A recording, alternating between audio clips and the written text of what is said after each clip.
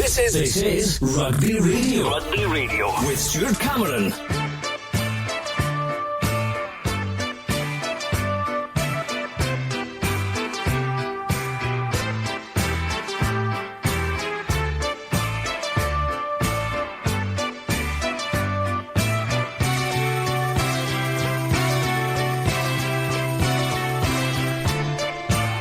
Hello and welcome to the Rugby Radio for a special programme coming to you live from Poynder Park in Kelso for the start of the New Look Border League competition, with the first competitive match of the season between Kelso, newly promoted to the Premiership, and Peebles from National 2.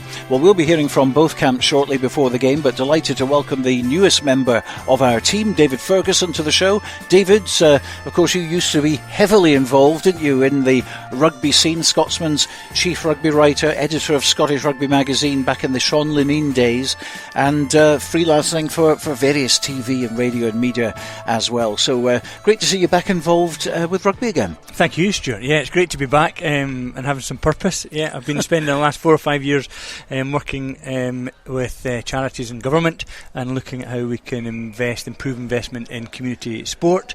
So it's been fascinating being in the halls of Parliament and both UK and Scottish government, and speaking to politicians, trying to get them to take that on board. But it's quite nice to be back involved in journalism. I've been away about 8-9 years now, so and I've enjoyed watching rugby as a fan, and enjoyed going to games with family members and stuff. It's been great fun. It gives you a different perspective, but yeah, you do miss actually being at the heart of it. Yeah, good to be back. Thank you, Stuart. And you've come back at a good time as well, because it's the New Look Border League after many years having a couple of pools, and that's good news for the credibility, I think, of the competition, which of course is the oldest rugby union league in the world, allegedly. Yeah, that's true. And we were talking before, weren't we? I mentioned that I'd got a letter, so if anybody out there knows the veracity of this, but there was a South African who sent me a letter when I was at the Scotsman to say that there was a league in South Africa that he believed might be older, but I don't think it was still going. I don't think it's been in continuity like the Border League. So certainly Border League has its unique status, no doubt about that. But it's fascinating the number of people that pick you up from around the world. But yeah, it's brilliant. I mean, the Border League, great. It's one of the challenges, one of the things I've learned in doing a lot of research. I've been involved in a research think tank, Stuart, as you know, the Observatory for Sport in Scotland, and one of the things I discovered was that Scotland has one of the highest levels of drop-off, kids dropping out of sport through teenage years.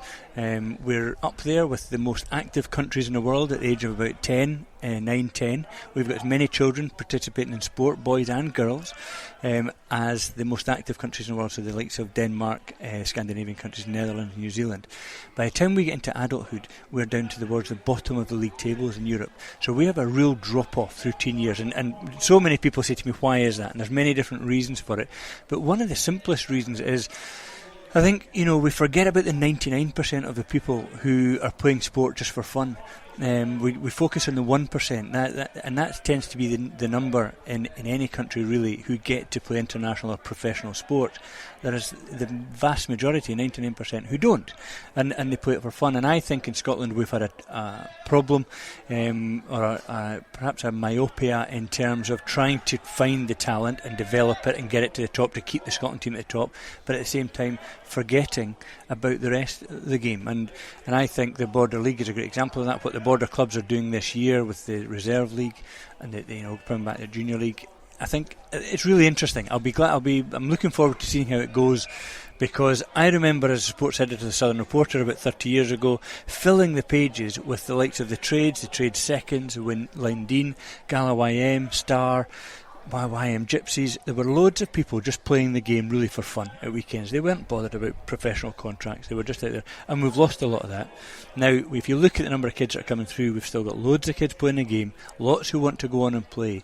If we can make sure there are avenues for them when they start to get to 17, 18, 19, I think it'd be huge. So I don't think it's about trying to turn back the clock. I think what the border clubs are doing is really interesting, and I really hope it works, that we see these border derbies, it gets fans out again, players don't have to travel very far, so they'll commit to clubs, and we'll see more derbies, and I think possibly more interest.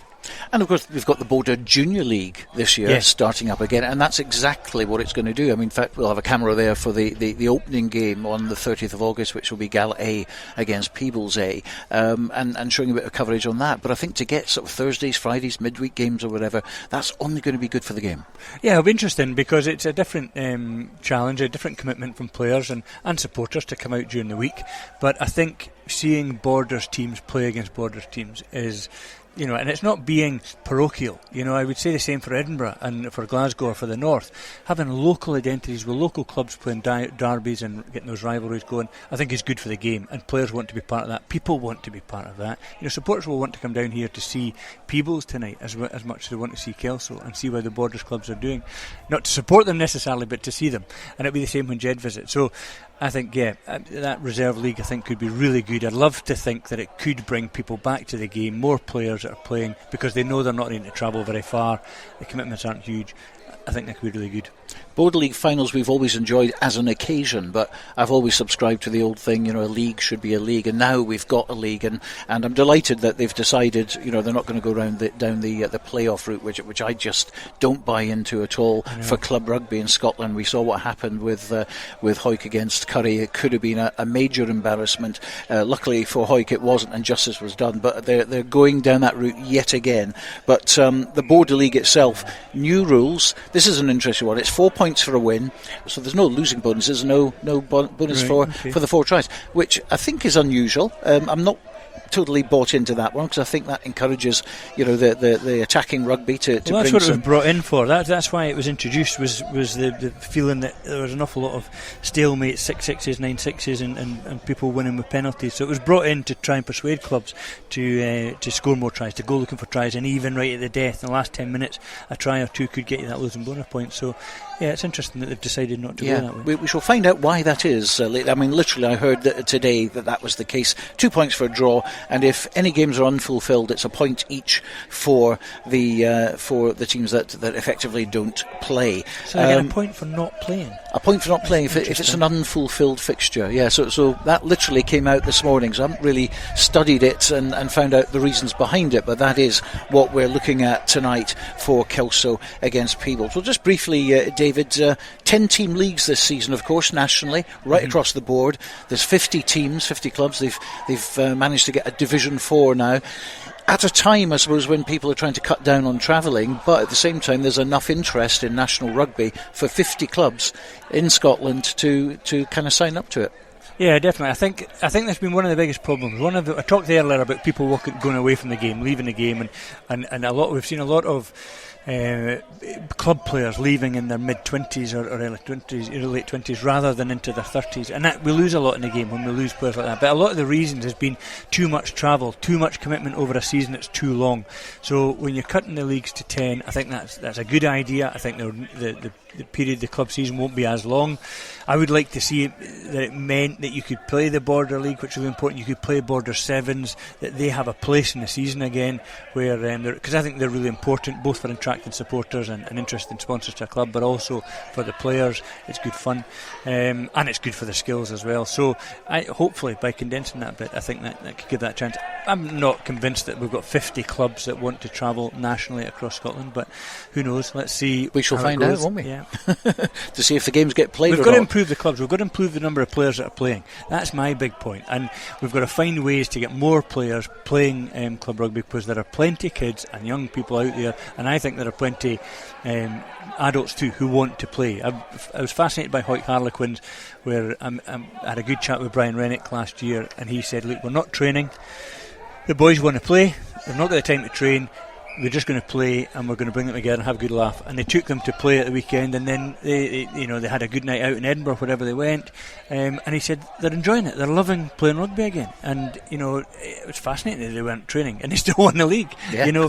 But it shows that social side, that bringing them together, that's the important thing. And we've lost that in a lot of parts of sport in Scotland. So I take my hat off to the Border clubs and others and the Scottish for making this happen. Well, at half-time we'll talk a little bit more, because obviously there was a rather interesting event happening at South Queensferry yesterday with the announcement of the 33-man squad for the World Cup for Scotland, and also I want to talk to you about the uncapped yes, players indeed. from the past as well. So we'll talk to you a little bit later on, but for now, David Ferguson, thank you very much. I'm going to bring in Neil Hinnigan, the Director of Rugby for Kelso, because we want to find out about what's happening between now and 7:30. And Neil, you're over there on the far side.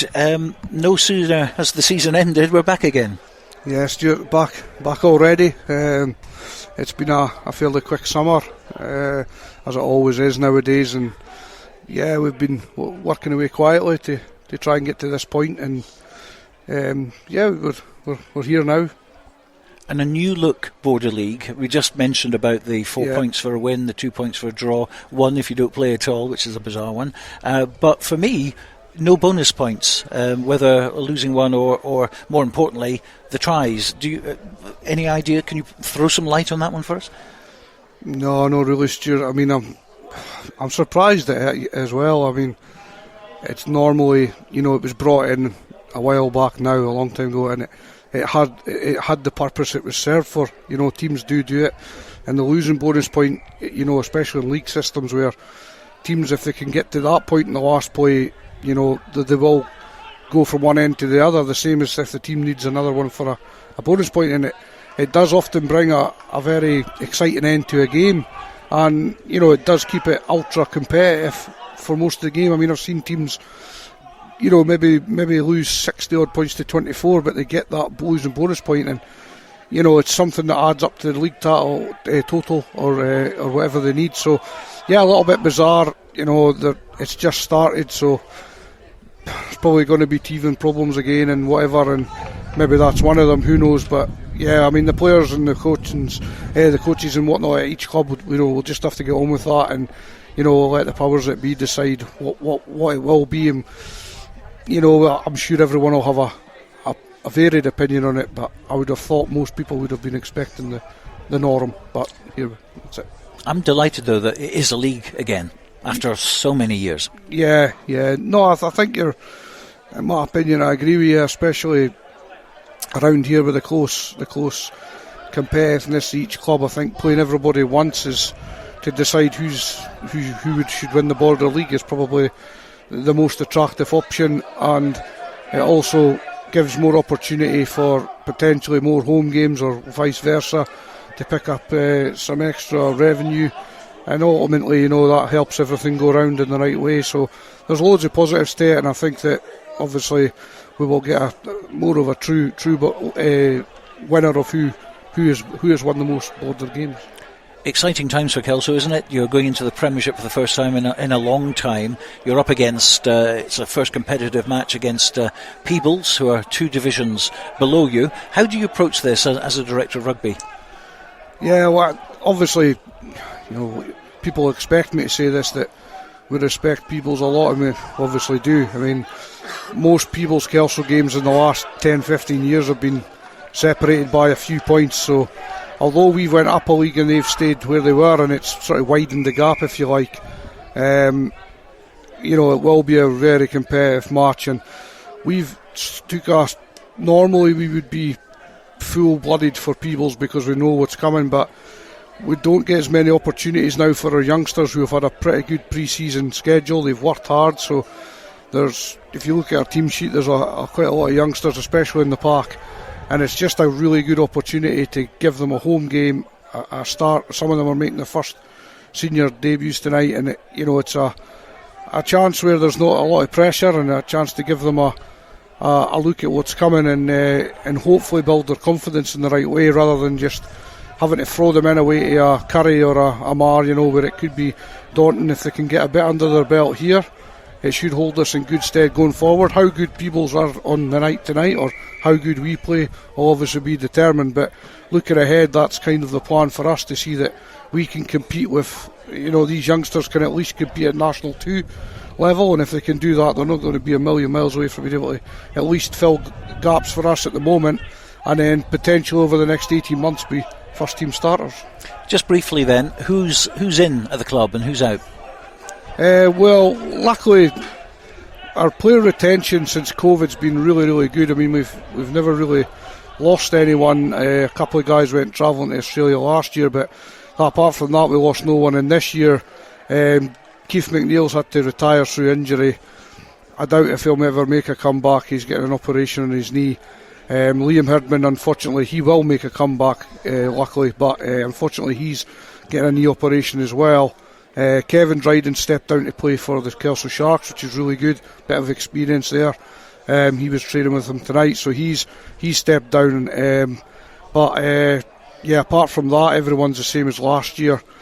Recruitment wise, we've brought in the Thompson brothers, Ewan and James, who live in Norham. We looked at it last summer, but James was a bit over the place with work and things, so he's decided he wanted a crack at the Premiership, so he's come here, and his brothers come with him, and they've been good additions. Ewan's a second row, back row, and James can play 12, 13 wing, full back, so gives us that kind of option to move other people around and obviously himself. So it's just a bit of depth we've been looking for, and they've been vital positions, so they've come in. We have brought in a hooker, Martin. He is a Croatian national who he's been capped for Croatia as well, but he's been playing a bit in Ireland, a bit in Spain, so through a couple of contacts we've been lucky to get him as well. He played last week and looks okay. So tonight, unfortunately, he's not registered in time, so under the league rules we can't play him, and we won't. So yeah, that's a little bit disappointing for him, but it's one match, so we'll get that done. But yeah, that's the more or less the ins and outs. There's a few youngsters that have come along. Archie Barber, they are Kelso guys, but he was at Kirkham School in England. He plays in the back three, can play a bit of 10. Angus Hatterson, nephew Kevin, he steps up for the Quins. He's got a bit of promise as a 10. And Duncan Smith, who's a lad that lives at Stitchell, he was at Berwickshire High School. He's a scrum half. He's only just turned 19. So the guys alone, are bringing the sort of youth. Angus McGregor, he's a loosehead prop. He was at Merkerson Castle School, and he lives down the Coldstream track. So he's a great addition for us. He's got aspirations to push for Scotland 20s, so we're going to try and help him with that through the guidance of Grant Shields and Bruce. So hopefully, things will work out for him, but if not, he's a good club player for us. So yeah, there's loads of different components, and most of it's exciting. Yeah, we're doing okay. Excellent. Well, that's the Kelso perspective. New head coach for Peebles this season is Graham Patterson, and I caught up with him earlier. Well, Graham Patterson with me. 15s is back. It hardly went away, did it? Well, it seems a very short off-season, as it always does, but yes, everybody's glad to be back, though, I think. And of course, Kelso in your first competitive match in the Premiership for the first time in many years. You're in National 2, there's a big gulf there, but a great challenge for Peebles to see exactly where they are. No, exactly, and that gives us a kind of benchmark for our season bouncing into National 2 and also Kelso as well, obviously going into the Premiership as well. And I think everybody sort of treats these games as competitive, but with one eye on those national leagues and Premiership leagues as well, and testing out some systems and boys and different combinations. So yeah, there'll be a bit of an unknown feel to the teams probably going in from both sides. Because we've seen some clubs, of course, have a few bounce games, etc., but there's nothing quite like a competitive match to really know where you are. Well, that's it, and it just gives that extra element to the pre-season games, and that's the benefit we have in the Borders and having the Border League, and it gives that kind of steel to the game. There's something in it. There's actually something to play for, so it does prepare you better for the actual competitiveness of the league. So, how's the pre-season gone so far? Yeah, it's been good. I mean, we've not had a lot of games up to now. We've only had one sort of hit out against Biggar last week, but training has been going really well. A lot of young boys coming up from the Colts, the youth system, producing good numbers over the last couple of years, which is good, and quite a few of them staying around, which is even better. And we're integrating them well, and they've showed up well. So we'll have a pretty youthful side with a couple of old heads that you probably recognise as well. Yes, about. People like Matty Carrier, for instance, who's And I think that's just brilliant, that a man can sort of go to a really high level, but he remembers his roots and he's coming back to Peebles for at least a season, he was saying. Yeah, well, that's right. Well, I coached Matty in Peebles Colts all those years ago when he was young and fresh-faced, and he's not so young and not so fresh-faced now. But yeah, it's great to have him back. And as I've said before, you know, the leadership element that he'll bring, his tactical nous on the pitch, you know, it's an extension of the coaches really, you know, on the pitch. He's a playing coach, you know, and he'll help those young boys through those potentially difficult times and help them enjoy the good times as well, hopefully. Well, so what about the ins and outs then at the moment? We've obviously mentioned Matty Carrier coming back to the club, which is fantastic. Yeah. Who's gone? Who's still there? Who's come in? The good thing is we've retained pretty much everybody. There's one lad's gone back to Dalkeith, which is fair enough. He lives up there and he works up there, so that's fine. You know, you understand that. The bulk of our ins, or pretty much all of our ins, are from our Colts, which again is great. And that's what we need to be, a sustainable club. And that's what we're looking to do is year on year produce a good number of Colts coming in, feed our Reds, feed our first 15 if they're good enough straight away. And apart from that, there's nobody else really retired or moved away, so that's a real positive. We've had a lad come back, a Welsh boy, Brandon Kent, who played for us a few years ago. He enjoyed it so much he's come back about 3 years later. He's moved his job and he's living in Peebles, and he's come back as well. And there's a couple of lads moved into the area, not through recruitment, and just turned up at training as well, which is great. And I think it's great. I mean, you've got the luxury of the Colts, and we've been following them over the last few years, under 16 and under 18, a real rich amount of talent there amongst them, and that's what you want to see them coming through the system. No, absolutely, and it makes a stronger team. There's no doubt about it. It makes our job a little bit easier in terms of gelling, because you've got known combinations moving up en masse who know each other, have known each other since they were 5 years old, some of them playing rugby, and it makes it easier for us to kind of integrate them into the senior side, and hopefully it makes it enjoyable enough that they stay as well. Well, if anyone tuning in tonight think this is going to be a walkover, I have seen Peebles win at Mansfield Park when Jerry McGuinness was in charge, quite a long time ago, I have to say, but this won't faze you tonight, will it? No, and that's what I've said to the lads on training on Tuesday night. What you need to concentrate on is performance, and the result will look after itself. You know, don't look at the scoreboard, just look at your own performance, look at the performance of your unit, and look at the performance of the team, and come out of that, and we'll see what the score is after that. Well, we wish you the best of luck tonight. Thank you very much, Stuart. OK, that's Graham Patterson talking to me earlier, and that game in the Border League kicking off at 7:30. Robin Purdie and Neil Hinnigan in the commentary box this evening. Well, one of the teams who survived in National 2 last season was Berwick, and I caught up with Paul Pringle, who's part of the coaching team down at Scremerson. Had a little chat with him. You're starting to build towards a season where there's a lot of unknowns, so the whole rule change around tackle height is probably a bigger thing than we first thought. Sure, so we thought, yes, it's going to impact, defensively, but that's fine. But until we actually done a few training sessions on it, we didn't realise just the amount of implications it has and the opportunities. So training's been great, good numbers. We're seeing some young lads coming up, getting involved. Really, I think we've been pushing the guys, and Colin's certainly been hammering at home that we want them to be fitter this year. I think we dropped off a few games last year. Glasgow Accies at home, there was a few games. Dumfries at home, we lost in the last play of the game. Now for me, they were all fitness issues. And that's not something we want to have this season. So we're hammering the guys pretty hard on fitness. And to be fair, the kind of new structure we've got with the players themselves, in terms of the way they approach it, they're actually pushing each other really hard. So, yeah, I'm really I say the first season for a couple of whiles were really, really positive coming out of it, thinking the lads are in a good place. Friday night showed that they are in a good place. And it's just really about getting the season started now. The tackling laws, now the referees have said to me that they're going to be really hot on it right from the word go. There might be some referees might be a little bit lenient for the first couple of games, but you can't assume that. No, I think it's the only way it has to go. I mean, as players and coaches, all you want is consistency. And, for me, if it's coming in, which it is, then they have to referee it correctly. And it has to be all the time. It was something as coaches and players we probably looked at as a negative, whereas very quickly now we're seeing this as a massive opportunity and something that actually plays very well to our game and the way we want to go. What about ins and outs this season? Because you've lost the Thompson brothers, who have been on people's radars, I think, for a long time. That's James and Ewan, great stalwarts of the club. Yeah, James and Ewan are great lads. I mean, they're a group of friends that came up through the age groups together, and James and Ewan are very much part of that.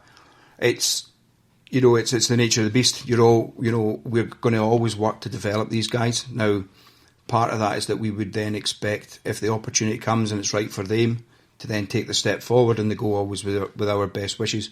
James and Ewan were actually at the club on Friday night, so we always kind of, we keep that good link with them. I'm sure they'll do well when they're there, and in the future, obviously we would love to have them back at the club. Rory, we've lost Rory Hindhoff as well, so Rory had a spell at Musselburgh last season, then came back to the club. He's decided he's going to try it again. Certainly there were a lot of other guys were approached. I'm really chuffed that they've stuck with the club. They've shown their faith in myself and Colin as well, just to keep building. And we have brought one new lad in from Falkirk, Nathan, a prop, so he'll just give us an extra body in there. And yeah, it's just a case of now, getting ready for the year. Some youngsters coming through? Yeah, they're kind of on that fringe age, so they're going into senior colts. There was a bit of a gap for a few years in Berwick where we didn't get players coming through. They're on the cusp of that. Do we start, pushing? Do we put them for strength tests? Do we bring them in now? And I would say we're a bit conflicted on that. So we're kind of, they train with us. They're very much involved with us. They're learning the style of rugby that Colin wants us to play. I'm sure that they are, I know they're dead keen. So it's young lads like you and Tate. They're really keen to be involved. It's about picking the right time for them as well. We really need to protect these young lads as well. So if not this year, I would fully expect to have 4 or 5 guys that step up, and when they do step up, they actually know what we expect from them, how we expect to play, and they will fit in immediately with the squad, having trained with them as well. So it's good. Now, Berwick in the last few seasons have really come through the ranks, and you got promotion to National 3, then to National 2, and it was a real toughie last year with 5 going down because of the restructure of the leagues. And, you weren't so great away from home. You were great at Scremerston, and it went down to the wire. We were at Pennypit, wasn't it, the ground of Preston Lodge, and you managed to beat them to stay up, and that was some ending to the season, an ending you don't want this season, I don't think. No, I sincerely hope we're not anywhere near that fight this year. I mean, that was a really difficult one last year, just going up at National 2, first time for some of these guys in there. For me, it was a really strong competitive league. And I think, there was that pressure of always knowing right from the off that 5 teams are going down. Maybe that played a part in some of our away games. We've had a long chats over the close season about how we set up on our day going away from home. What do we do? How do we warm up? Do we change things? We've had a lot of kind of dialogue with the players if they want to change things. And just to see if we can kind of get past that. The last thing we want to do is kind of create this, almost like a hoodoo that we can't win away from home. I think PL last game of the season when it really mattered. And I think if you'd have looked at our away form, and especially the form that PL were on, probably not many teams would have given us, or many people would have given us a chance. And for me, we went up there and we played the type of rugby that we knew we were capable of. And in the end, we blew them away. It was that good a performance. For me, that's what we want every away game this season. Paul Pringle giving us the lowdown on what's been happening in pre-season at the club, and of course 2 of their stars have gone up a couple of levels this season. They'll be playing tonight for Kelso, James and Ewan Thompson. Well, it doesn't seem too long ago that the 15 season ended, but tonight in the Borders it's starting up again with the first match of Border League between Kelso and Peebles. A reminder that all the information you need this season on Borders Rugby will be at bordersrugby.net, which is where you'll find highlights of tonight's game from tomorrow. But now it's time to enjoy full live commentary of the match from our commentary team this evening, Neil Hinnigan, and first a very good evening to Robin Purdie. Good evening, Stuart, and good evening to our listeners out there, and a warm welcome to Poynder Park for the season's first meaningful 15-a-side fixture in the newly revamped Border League. Kelso are still riding on the crest of a wave after promotion to the Premiership last season. They already have the season's first silverware in the bag, having come up trumps at Peebles Sevens, whereas Peebles will looking to kick on this season with a raft of promising youngsters coming through the ranks from their hugely successful Colts setup. The Border League's had another shake-up this season, as Stuart mentioned, with all teams competing in a round-robin league format, so whoever comes top of the pile will win the league without the need for a playoff. So both these teams tonight will be looking to get off the mark, as well as getting some invaluable pre-season miles on the clock. Looking at the team, starting with Kelso, Dwayne Patterson's at fullback with Archie Barber and Robbie Tweedy on the wings. Hamish Tweedy and captain Frankie Robson are in the centres, with Andy Tate and Murray Hasty at 9 and 10 respectively. Up front, Angus McGregor, Ewan Knox and Terry Logan are the front row. Andrew Sweeney and Ewan Thompson in the boiler house, and Murray Woodcock, Greg Sessford and Bruce McNeil are the breakaway trio. Peebles go with Ria Batia at 15. Neil Pate and Scott Stoddart are on the wings. James Hodgkiss and James Dow make up the midfield, and there's experience at 9 and 10 with Jack Harrison and Donald Anderson. Matty Carrier's back at the club in the hooker berth, with Neil Hogarth and John Gray either side of him. The middle row is Ross Brown and Cammy Pye, with Finlay Collins, Rob Harrison and Roddy Guinea making up the back row.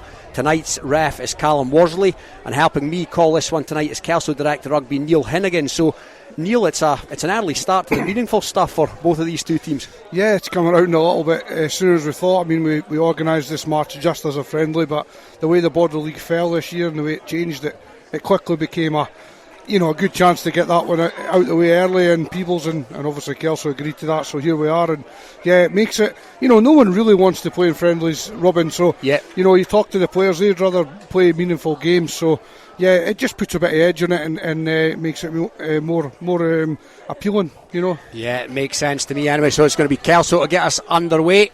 Dwayne Patterson, Kelso in their famous black and white jerseys, attacking what you'd class as the bottom end here at Poynder Park, away from the turnstiles, right to left as we look at it from the stand here, and straight away Kelso in the ascendancy up over the 22, a big first carry there.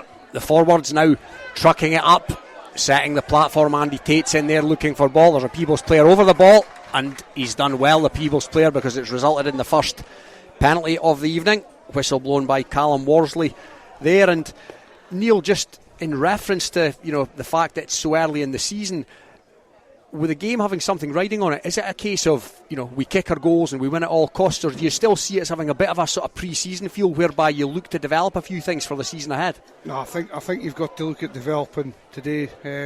It's too early for must-win categories, but obviously ultimately you want to win the game, and if it got to the dying embers of the game and you needed a kick to win it, by all means either team would probably take that. But yeah, I'd like to see Kelso try things and try and get into some sort of shape to go forward.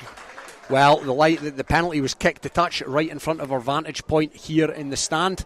The line out was thrown in. First line out of the season has gone awry from Peebles, so it's going to be head and feed to a Kelso scrum. They're maybe 3 or 4 metres outside the Peebles 15 metre line, or 10 yard line rather, 15 metres in from the stand here. So it's going to be Andy Tate, this experienced campaigner, ex-captain of the club, the ex-Berwick man of course, as the referee just gets the front rows to set, become acquainted with each other, and that's a good scrum by Peebles, a good initial shunt. Oh, but the referees deemed that was an illegal shunt. But yeah, Peebles looked like they were set up pretty well there, Neil. They were, yeah, and I think it was a penalty, but if I was Peebles, I'd be delighted with that, because you've got to put a marker down, and they did that there. Kelso will not be as sure of themselves after that scrum, and yeah, good marker from Peebles. Unfortunately, they've given the penalty away, but it just shows you that it's not going to be all its own way for Kelso. Yeah, the penalty was taken by Dwayne Patterson, and he's nudged it down into touch 3 metres inside the Peebles 22, so the line out's going to be thrown in by Ewan Knox, ground worker from Hoyk, looking to get his arrows on point for the first time this season, and he's done exactly that. It's well taken in the middle of the line out there by Kelso, so the maul is set. They're going to look to rumble forward here with the effervescent Bruce McNeil guiding things. He's going to break away here, but he's been held in by Peebles, but it's going to come back still on the Kelso side. But no, it's been stolen by a Peebles player, and more good defence by Peebles. They look up for this early on, right on their own 22 as the box kick goes up, and it's a decent box kick at that by Jack Harrison, but it's been taken in there by fullback Dwayne Patterson, classy player at both 15s and the abbreviated code. Kelso again up towards the Peebles 10 metre line. Referee's arms out here, so free ball coming Peebles' way. It's the hooker, Ewan Knox, hurtling forward. He's spilled that, but the referee's going to bring them back. No advantage played. And yeah, early season fair so far, Neil. Yeah, it's been bang on that, Robin, from both sides. Peebles been a little bit more impressive with their hustle. You know, they've had 2 good turnovers, and you know, they've really thwarted what Kelso are trying to do, and all credit to them for that. And yeah, I would say a little bit of early season problems there.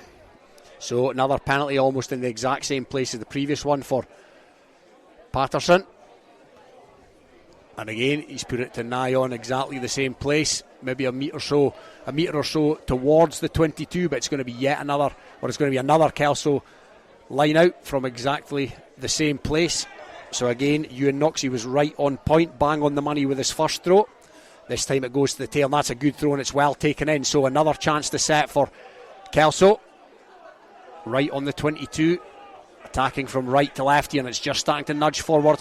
Now Tate's interested. There's a dummy run there by Frankie Robson on the crash ball, and again Peebles have defended that well. Has it come back on the Peebles side? No, Kelso have managed to maintain it, so no real ground made by Kelso there, but here they come again, up and over into the 22, maintaining possession. Tate, and there's a Kelso player hit hard in there. Good defence again by Peebles, and once again there's a man over the ball. It's Matty Carrier, but again it's back on the Kelso side. So Bruce McNeil this time, double tackle on Bruce McNeil, has halted him on his tracks. Lots of would-be defenders won't do that this season, but that's a good job by Peebles so far. But Kelso now are attacking, they're out wide, the ball's been spun out, but it's been fumbled there, and the chance goes a begging. But again the referee's going to bring them back for a Kelso penalty, the third so far against Peebles in this encounter, and we're only 5 minutes in, and a bit more promise in the attack there from Kelso, Neil. Yeah, that was a bit better, and what was good about Kelso there was they noticed the space and made the call and went wide. It was just a last pass was poor, and it could have been a score, but yeah, to identify where the space was very good from the, I think it would come from Andy Tate there looking up, but yeah, penalty to Kelso, and Peebles just a little bit ill-disciplined early doors, but bit of pressure coming on from Kelso by keeping the ball, but again, Peebles' defence is pretty good. Some big hits coming in. And unfortunately, there's an injury to a Kelso player over on the far side there. Can't quite see the number. Neil, perhaps you can shed some light. He doesn't look in the best of health, the player. I think it's the open side flanker, Is it Greg Sesford, Neil? It'd either be Greg or Murray. It's Greg Sesford because Murray's there. Yeah. Is it number 7, it's Greg? Number 7, Greg Sesford. That's a shame for Greg. Yeah. So yeah, it looks like he's taken a dull one, unfortunately, and it doesn't get much worse than that for a player, Neil. First hit out of the season, 5 minutes in, you've got a feel for the lad there. Yeah, definitely. You know, Greg's been a guy who was a little bit of a late bloomer. You know, he didn't carry a lot of weight, and he played in the back row, second row, and yeah, he's been away to New Zealand for a little bit and played a bit. He's come on a lot, and he works so hard, and yeah, it's a real shame for him. You know, he's played a number of games for the first team since COVID, and yeah, he was one of these players that kind of broke through out of nowhere, and that's a shame for him because he's had a good pre-season.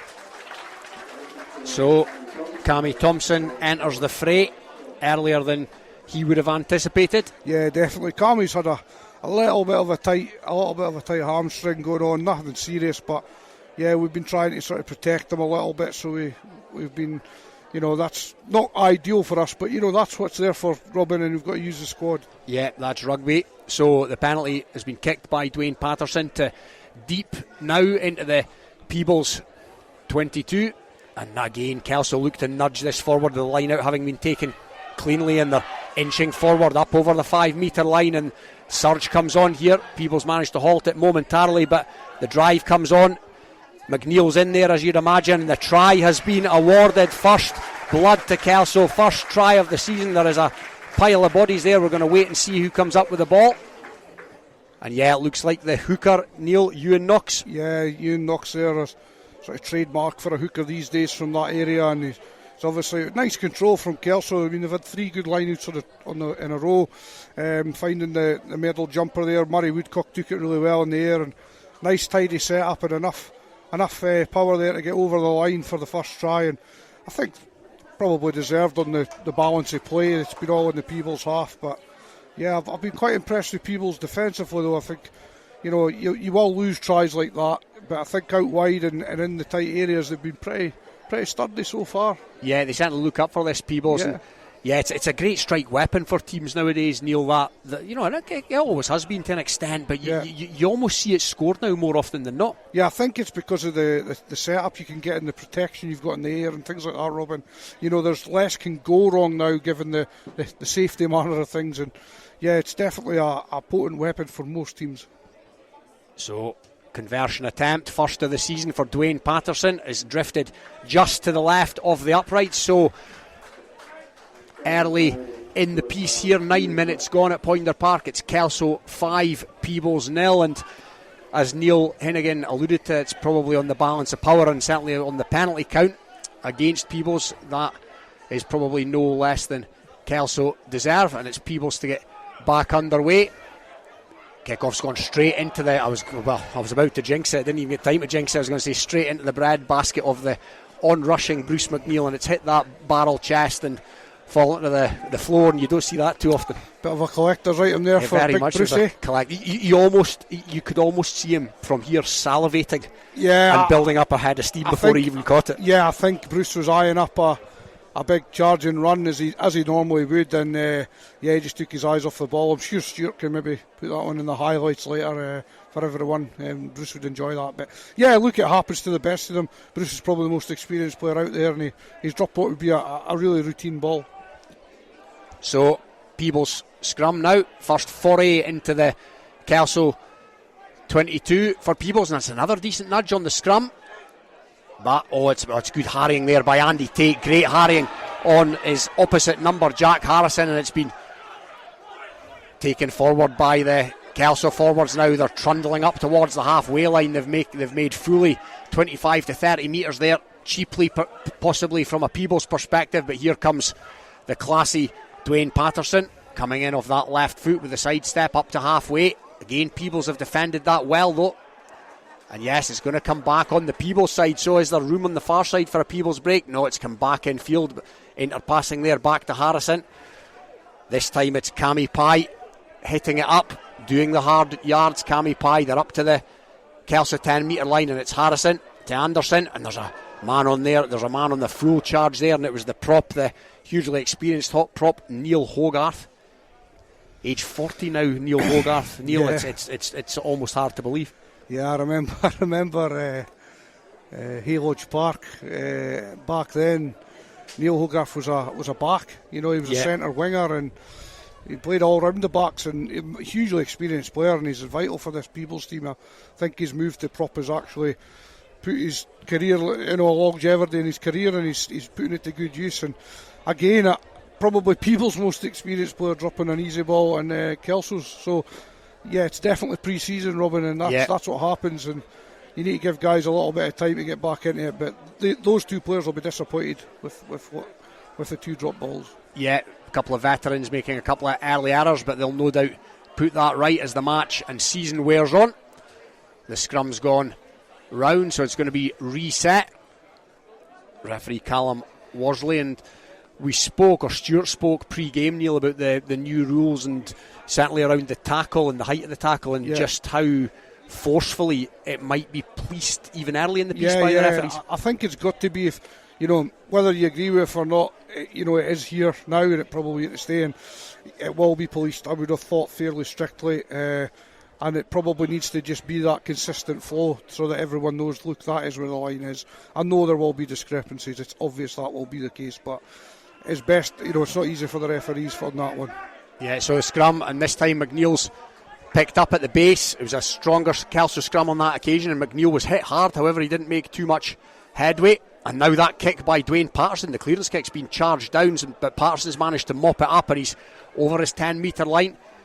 And Peebles' bodies pile into that ruck, and again Peebles have came back with the ball. Anderson with a clever nudge down into the corner, and there's a Kelso player herring back to defend the lines here. It comes back in field to Murray Hasty, the standoff, and he's put his left foot through that, takes play up to the Kelso 22. But you mentioned, Neil, earlier about the Peebles hustle, as you called it, and they're putting their bodies on the line early, and they're in there harrying rather for that ball. very impressive in the breakdown so far. Kelso are a little bit slow to the breakdown again, probably down to pre-season, but they're not getting there quick enough. But Peebles are making the most of that. They're in over it. Their scrum's been very useful as well so far. You know, Angus McGregor's first game as a senior player, and he's maybe up against a bit of experience, and it's shown a little bit at the moment. And here come Peebles again, and it's a clash of the veterans on that occasion as Neil Hogarth trundles it up, and he's hit by Bruce McNeil in its first foray out into the backs for Peebles here, and that's a good carry by James Dow, who last season potentially kind of found his place as outside centre after a lengthy period as a utility, almost as a utility back, you could say, and that's a big fend by Matty Carrier there in the shadow of the Kelso post. So concerted pressure coming on now for Peebles. Here they come again. Harrison, that's Rob Harrison, the flanker. Still going, Peebles, they're up to the 5 metre line. Again, it's another carry up there. The big second rower, Ross Brown. It was Cammy Pye, actually, I beg your pardon, but Peebles now right on a metre or so short of the line. Harrison goes out to Anderson, and here comes Hogarth on the crash. Is he over? The referees deemed him to have been held up. He's going to come back for a penalty by the looks of things, and that looked for all the world that was going to end up in a try. Neil, he came at 100 miles an hour, Neil Hogarth, and he's put himself about early in this game. He has. They're off and running. They're off and running. They've taken the penalty quickly, and again they're just a metre or so short of this Kelso line. Stoic defence by Kelso so far, certainly in the act of stopping Hogarth in his tracks, but the Burley Peebles forward comes round the corner, but again Kelso hold him up. They come back for a bit more, and they're over the line this time. Has it been held up? Yes, it has been held up again, and that's great defence by Kelso. It is good defence, Robert. I mean, the first one, Peebles really should have scored there. That time, I would say just a little bit eager, inexperienced. You've got to make sure for there that you're going to get that touchdown. And, you know, for Kelso, it was they played it at Kelso's hands by forcing it a little bit. But again, great defence by Kelso, last-ditch stuff. But Kelso are having to last-ditch defence because they're tackling too high, Robin, which is a big thing at the moment. Yeah. And they are going high with the arms out instead of getting low and putting the player away. And that's a concern for Kelso. But Peebles are certainly asserting themselves at the moment. Yeah, big opportunity goes a-begging for Peebles. Here comes the young fullback, Rio Batia. He's up from Peebles Colts this season, played in the Scottish Under-18s final last season, which they lost to Boroughmuir. But Peebles now back in possession, up towards the Kelso 22 with a fairly deep dropout having been taken from from behind the Kelso line by Dwayne Patterson. Here they come again. Peebles, Finlay Collins, impressive last season in the back row for Peebles. They're just short of the Kelso 22 again. It comes out to Anderson. Anderson's got Matty Carrier this time as the runner. And again, he's managed to free his arms and free the ball with close attention from a couple of Peebles players, and Peebles come again with Cammy Pye, another who's been in the thick of the action so far in this game. Harrison, Rob Harrison to Anderson. Anderson the standoff. He runs into Andy Tate. Again, Peebles in possession. Pressure mounting here, and a big charge there by Ruddy Guinea, the number 8. A couple of metres short of the Kelso line here. Donald Anderson, he's well tackled by Dwayne Patterson, but again Peebles in possession, and again it's that man Hogarth. He feeds back inside to James Dow, and James Dow held up just short again, a metre or two short of the line, and they come again, and it's Finlay. They're not. I thought they were over there for all the world, but it was Finlay Collins on the charge, and this time they are over. The try has been awarded, and we spoke earlier about it being no less than Kelso deserved, but that's no less than Peebles deserved, Neil. It's Matty Carrier back at the club. Yeah, they fully deserve that. They've been, the last 5 minutes, it's been all Peebles, and they've pretty much played in the Kelso 22, and you know, they've been held up twice already, so they definitely deserve to get over. And yeah, Matty will be pleased with that one, and he's just bringing a bit of experience. You know, he's had a couple of good carries as well. Kelso just, you know, need to get a little bit lower in the tackle and work that a little bit harder around the corner in defence to get across. But Peebles have stretched them well there, and they definitely deserved it. And all it needed, really, Robin, a few times was just to be nicely finished, and finally they got there. And 5-5 all. 5-5, kick to come. on the 22. He's possibly 10 metres in from the far side here at Poynder as he begins his run up.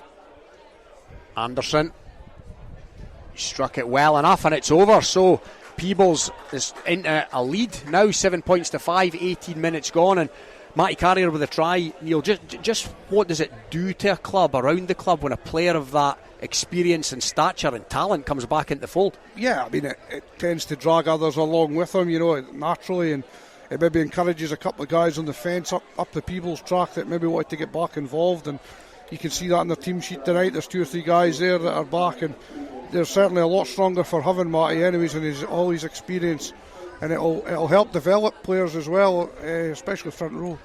And it's been kicked off by Kelso, back in Peebles' possession, 5 metres outside their own 22, and that's been punted down the park by Anderson, dropped by the Kelso winger Robbie Tweedy, but it's gone backwards, and so Tweedy now takes it back into the heavy traffic up to his own 10 metre line.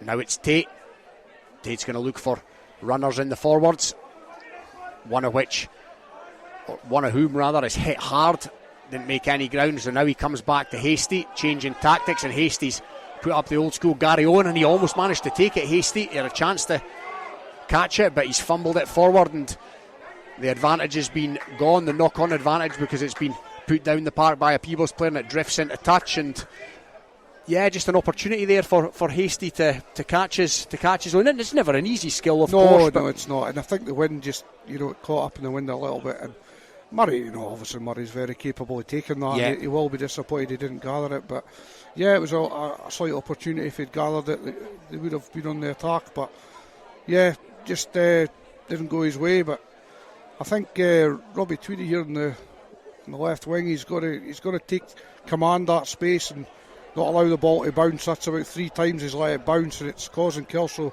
a lot of trouble. And Peebles players flooded through there from the resulting Kelso line out, and it's been fumbled forward by the Kelso captain Frankie Robson, so it's Peebles now in possession again just outside the 22. It's juggled there by the inside centre Hodgkiss, the youngster, but Peebles now up into the 22. Good defence by Kelso over on that far side, and there's a counter ruck on here, but no, Peebles have managed to steady the ship. Harrison comes out to Anderson. Anderson's got Collins as a runner, not for the first time this evening, and he's made another couple of metres.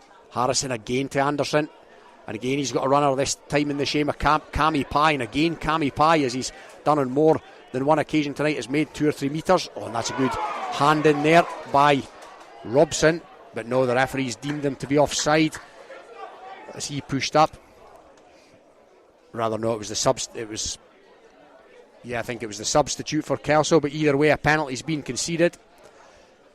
11 metres from the Kelso line, so no thought of kicking the goal at this stage in the season. They've gone into the corner, Peebles, and yeah, they've certainly not came here to make up the numbers, even though there's more than a division between them. Why should they? Exactly that. If they've been the better team so far, and they're a lot hungrier as Kelso, and they're doing basics a bit better as well, especially around their breakdown. They're there first. The Kelso, it is a young Kelso Park, but they've got to get there a lot quicker. And the line out's been taken and it's been won, and the bodies pile in for Peebles. They'll look to trundle this in exactly the same fashion that Kelso did for their first try, and Carrier's in there again, and Carrier's towards the line. He's going to flop over here, Carrier, and he's done exactly that, and it's a second Peebles try. Has it been awarded? Yeah, it's awarded. Yeah, try's been awarded for Peebles, so very much in the ascendancy now at 12 points to 5 with a kick to come. And yeah, this forward pack of Peebles, Neil, they've got a bit about them. Well, people would say, what's going on here? But if you know what the ins and outs is of this, when you've got a young pack against experience, even at a different level, it's the nuts and bolts that they like say Mark Carrier's very good at, and the loose head prop here for Peebles as well. They're doing really well in the tight areas, and they're bullying the Kelso young pack at the moment, and that's from a Kelso point of view, it's exactly what they need. This is a learning process, and it's what they need, and Peebles have been very good. So I believe the try was scored by Roddy Guinea, the number 8 for Peebles rather. Kick to come. and he's made a decent fist of that, but no, it's drifted just across the face of the post. Kelso 5, Peebles 12, 24 minutes gone, and the kick-off's taken by Dwayne Patterson. So Peebles again with possession, this time inside their own half. Jack Harrison, he feeds the prop that's came on in place of Neil Hogarth, who's gone off. Not sure if that's a breather. He's been through a power of work, but a loose pass has been thrown by Peebles there. It's been gleefully gobbled up by a Kelso player who scoots in under the posts, very much against the run of play, but you'll take them, Neil Hinnigan. Yeah, Kelso didn't deserve that at all. Peebles shoot themselves in the foot, really. You know, they for me, Peebles in that area, they need to just exit, Robin. You know, I think maybe a bit giddy, 12-5 up away to Poynder Park. We're going to run it from our own 22, and yeah, I think it was Archie Barber that sniffed it out. He just, you know, he's a great sevens player, Archie. He's been around the UK circuit this summer with Samurai, and he's obviously just picked that one out the sky there as it moved across the park, and he's under the sticks. And yeah, it's not deserved for Kelso. Peebles certainly gave that one away, there's no doubt about it. But yeah, as you say, we'll take it from a Kelso point of view, but I'm a little bit disappointed for Peebles, Robin, because they've put so much into that at this point, and they'll be, you know, their forward pack will be raging, you know, from a Peebles point of view. But yeah, that's rugby. Yeah, it was a good initial carry by the sub that's come on, Rory Bell, and here comes McNeil. It's been kicked off, and McNeil's sat a man on his backside, and it's his ex, or it's the ex-Hoik man, Matty Carrier. You don't see that too often. That was a big old collision there. Matty Carrier will be looking to make amends for that, but it's Kelso in possession through Tate. Tate puts up the box kick inside his own half, but Peebles' player has strayed there, so they're going to come back for a penalty. And yeah, you mentioned about the, you know, Barber coming onto the pass. It was served up for him on a silver platter. I know it's a skill on its own as well. I mean, you saw Archie Barber eyeing it up from a long way out as well. It's, you know, obviously you need a little bit of luck for an interception, but you know, for a young 18-year-old guy, he reads it well, Robin, and he takes his opportunity, and you know, maybe doing Archie a bit of discredit there by not praising him for that, and I think that's fair, but from a Peebles point of view, you'd be disappointed. Yeah, good awareness by the youngster as it's thrown in. The penalty was kicked to touch by Kelso. It's thrown in by Ewan Knox, and Kelso wasn't the cleanest of lineouts, but they've managed to maintain possession. Frankie Robson goes route one, takes a Peebles tackler with him, and now they're over halfway, and Bruce McNeil's seen a bit of a gap there. He steals another couple of metres, and then there's another Kelso player there, that's Cammy Thompson, who does exactly the same. It's been flung back almost with gay abandon. It was a nice flick back, and so there's a tip tackle in there. Tip tackle, and the handbags are out. There's going to be a bit of shirt pulling here, and there's just something for Callum Worsley to deal with. There was a bit of a tip tackle. He didn't go too far past the horizontal, and it's... No, I mean, Robin, it's definitely not red. I mean, he landed on his back. It's a yellow. I'll tell you why I would say it's a yellow. Is it was actually probably off the ball. It was the whistle had gone, and then he still went through with it. I think if that had just been a one-out tackle, it's maybe even not a yellow, but he certainly lands him on his back. It's a little bit naughty, and yeah, again, just silly from Peebles, but obviously glad. I think it was Hamish Tweed. I think he's okay, and that's the main thing, but yeah, that was silly from Peebles, really, but it probably is just about a yellow card. Yeah, and I think it was Roddy Guinea. They'll miss him. They'll miss him, Robin, because he's been having a good game. Yeah, the number 8 for Peebles. We'll confirm that yellow card in just a second. We couldn't see the jersey number down in front of us, but the line out's been taken. It looked squint, but it's been picked up nonetheless by Matty Carrier at the back of that Peebles line out, and he's made 5 metres or so. Cammy Pye now, he's hit hard in the midfield. The leg came up of Cammy Pye, but the referees deemed that to be okay. Half a break there. That looks like a bit of a a bit of a seatbelt tackle there by a Kelso player. So the referee's arm is out, and Peebles now playing with advantage.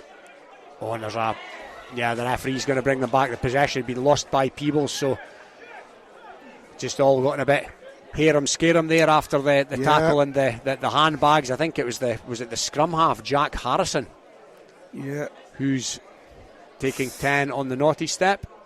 Is it Jack Harrison, is it? Not. Yep, could be right. Yeah, I think that was Andrew Sweeney with the seatbelt tackle for Kelso. You just got to keep them low, of hot topic, and both teams guilty of a bit of the naughty stuff, so just needs to calm it down a little bit. Yeah, just a little bit of needle creeping in, and as long as it doesn't boil over, it's never necessarily a bad thing. So Peebles line out right on halfway. Matty Carrier throws in, and it's just about taken by Peebles there, and it's Donald Anderson now in playing scrum half, a la Finn Russell last weekend v France. There's another Peebles penalty coming. They're up and over halfway now with another strong carry, and it's Anderson, scrum half. Here they come, the 14 men. Ball's gone to ground, but it's gone backwards, so should still be playing with an advantage here. Yes, the referee's arm's still out. It's been stolen by Frankie Robson, but they're going to bring them back, and sticking in with 14 men, Peebles, and they've got a penalty centre field, almost equidistant between the Kelso 10 metre line and the halfway line, and you'd imagine this will go down the touchline, Neil, and just eat up some of that sin bin clock. Yeah, obviously Peebles are going to do that. They're going to wind the clock down, and rightly so. And Kelso will be a bit disappointed with the tackle, and that's a couple of seatbelt tackles now, and you just can't do it, unfortunately. And we talked about Peebles' ill discipline, and it's just both teams are at it now, and it's a bit of a penalty fest at the moment, and one team's got to take a bit of control here. At the moment, it could be Peebles, because they've shown that already. If it wasn't for an interception, they'd be fairly comfortable in this one. Yeah, they would, and it's going to be Matty Carrier to throw in just inside the Kelso 22. Oh, that's been well stolen though by the Kelso jumper, Murray Woodcock, the athletic youngster. He's having a great game, I must admit. Yeah, he is, and that was a good carry there by Tweedy, the winger, taking Kelso back up to the 22, and Tate again is going to put the box kick in. Is that going to drift into touch? No, it's been taken there by Scott Stoddart, the experienced winger for Peebles. There's a good counter ruck in there by Kelso, but it's going to come back just to Matty Carrier. Matty Carrier goes inside, or Matty Carrier fights Guinea. Carrier's at the back of this as well. Ball is slow to come back, however, on the Peebles side, without a scrum half for the time being, of course. Donald Anderson filling in, and another good carry there from Peebles up and over the 10 metre line. There's a switch there from Anderson to Stoddart, but it was well policed by the Kelso defence. Anderson again, the grubber's been put through by Peebles, and here Dwayne Patterson, not got much room to work in, Patterson, and he's been wrapped up by James Dow, so Patterson manages to present it, however, and it's Andy Tate. Andy Tate's seen enough, and he puts it down the park, but he's not made touch, Andy Tate, so here come Peebles again. Anderson looking for a runner, finds one in the shape of Stoddart, and Stoddart's clean through the gap here, still going Stoddart, good tackle, but again Peebles maintained possession, and it's Cammy Pye. Good jackal attempt, at least by the Kelso player, but Peebles again still in possession on the 22. Lovely clean break there by Stoddart. Again Anderson, and let's not forget Peebles playing with 10 men here, and Stoddart's made ground again, found a bit of a gap there, again minus a scrum half, so it's thrown back there by Russell Brown, but it's been knocked on by Peebles. And what do Kelso need to do? They're not out of it by any stretch of them, but what do they need to do to kind of claw back even a bit of possession in territory? In possession, Robin, sometimes we're maybe just even over kicking it. Andy's looking to get away as soon as possible. I think we could do to put it through the phases, but when we ultimately do that, these younger guys that are a bit more inexperienced are not getting to the breakdown quick enough, and that's leaving Peebles a lot of space to steal ball, and they're doing that well. So from a coaching point of view at half time, the first thing I'd be saying is, look, your main job now, if we're in possession, is to get to that breakdown that 2-3 seconds quicker than we are, and try and build a bit of continuity and put this Peebles team under a bit of pressure, because right now it's fairly easy for them. Yeah, and they've got a shunt on, and the Peebles as well. The Kelso scrum in the Kelso 22, Peebles got the nudge on, and it's resulted in a Peebles penalty. So down to 14 men still in the ascendancy. It's in the hands of Donald Anderson. It's imminently kickable, but no, he's put it to the touchline, and that just shows the confidence that Peebles have at the moment. They're 12, well, so it's 12 points all, but they have all the possession at the moment, all the territory, and they very much have an attacking platform from which to work here. 10 metres, maybe 8 or 9 metres actually from the Kelso line, and they've been dangerous so far from this type of position. It's going to be Carrier to find his man. Oh, he's missed the man there, and it's gone to the back, and it's been stolen by a Kelso player who's on the hoof now. That was Angus McGregor, and here comes the clearance kick by Hastie. Hastie's not found touch again, so Peebles now in possession. Anderson, who dropped back into the pocket to take that, which means that he's no longer available to play scrum half with the regular scrum half in the bin. Carrier's in there, but it's been stolen cleanly by Bruce McNeil. He comes together with Carrier. Good play there by McNeil, used all his experience. And we're doing it again, Robin. You know, Tate has kicked it again. It's Batia, Rio Batia, but that's a good tackle on him. But Guinea's back supporting his young fullback, and he's done well. Guinea, was that knocked forward? No, the referee and the assistant on this side seem to think that's okay, and a box kick by Peebles this time, and it's juggled off the chest of Bruce McNeil, and it's through a reasonably loose pass to Patterson, but Patterson's seen half a gap and hit the afterburners, but he's been textbook tackled by the Peebles player, and the penalty this time comes to Kelso, and Kelso have gone quickly through Tate, and Tate's found a bit of space. Lovely offload inside to a Kelso player, and it's ended up again in the hands of another by Hooker by Crook, and Kelso have gone under the sticks. It looks like Murray Woodcock. Yeah, Murray's got a lot of pace. Yeah. And very much against the run of play, Neil Hinnigan, but I've no doubt you'll take it. You know what, Robin? People will say that's. I don't even think that was skill, Robin. I think, it's very speculative from Hamish today, and it's great that it's come off, but there was actually a simple pass on the inside there, and then another pass to Woodcock would have been, for me, the right call. And that's just from a coaching point of view, from a player out there enjoying himself. Yeah. Wow, well done. It's beautiful. But I just think that the textbook stuff was on there, which I'd have liked to have seen. However, against the run of play again, completely, maybe the slight difference in the two leagues that when Kelso do get a little bit of quality ball, they tend to put it away. Peebles are having to work that bit harder to score their tries. Yeah, Andy Tate using all his experience in the build-up to that one. He identified the space and he took the space, and the conversion is good, as you'd expect, in front of the sticks by Dwayne Patterson. So Kelso now with a 7-point advantage, 19 points to 12, exactly what they were looking for, with around 3.5 minutes to half-time. Peebles still with a regular scrum half, Jack Harrison, in the bin, which has not aided the cause. It's been kicked off by Donald Anderson. So Kelso now back in possession. Player crawling forward, not held though, so he's completely entitled to do that. And it's Woodcock again, the try scorer. An impressive young prospect. It's out the back door now to Dwayne Patterson. That's a good kick by Patterson. It bounces infield and it's not made touch. However, you had plenty of distance on it, and Batia's returned it to kind of nowhere in particular, but the bounce of a rugby ball has made it look reasonably useful. But there's a chip and chase on here by Hastie. It's been knocked forward by a Kelso player there, and Hastie got a hand to it, but the referees deemed that to be sort of accidental, if it was sort of touched by Hastie, who looked to be in front of the Kelso player that knocked it forward. It was, I think you're right. But I think that that was good play from Kelso. They exited where Peebles didn't, and the interception came before. Kelso a bit more experience. They went long and forced a bit more.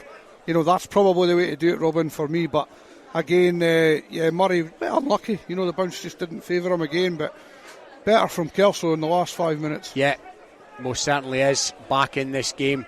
And then some. Kelso, 19 points to 12. Couple of minutes to go to half time.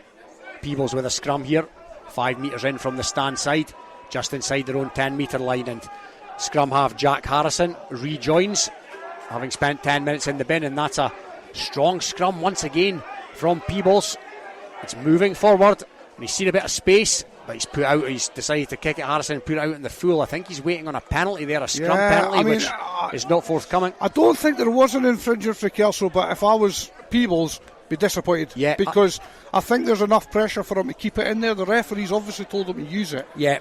But they've got the ascendancy. There's no reward there for a dominant scrum, and from a Peebles' point of view, I'd be disappointed in that. If that's certainly something I'd be looking for from Kelso. Yeah, I agree. It was marching forward. It had ascendancy, but there also didn't look to be a foul in there. There wasn't, right, but them getting forced to play it then becomes a bit of a no reward situation. So, and now Frankie Robson's on the charge. He taking a short ball there, as is his trademark, and he's made 10 metres. And that's a good offload by the hooker Knox, and now there's a charge on here. They're up into the 22, Kelso. It's Knox again. He's sort of fallen the wrong way, but Tate's managed to get the ball back, but not in trying to sort of get himself back so he could present the ball. He's taken an extra roll, and he's been pinged by referee Callum Worsley. I think again, Robin, Kelso are 2-3 seconds slow to the breakdown, and that's obviously trying to buy time again, and it's not helping Kelso's cause at all. Just need to work a bit harder and get there. The young forwards are going to learn that quick, that you've got to get there or you will lose possession. This is Peebles are with the greatest respect to National 2 teams. Some of the scavengers in Prem 1 would pick you off every breakdown. Yeah, you're absolutely right. There's some very good open sides that would be in Prem 1 or in the Prem that would be having a sort of field day so far. Peebles line out is taken, but it's been made a mess of, but they've managed to maintain possession, and it's Harrison to Anderson. Now there's a charge on here, but it's a big hit on Ross Brown, the second rower, who was on the hoof, but he's managed to maintain it. And here they come again.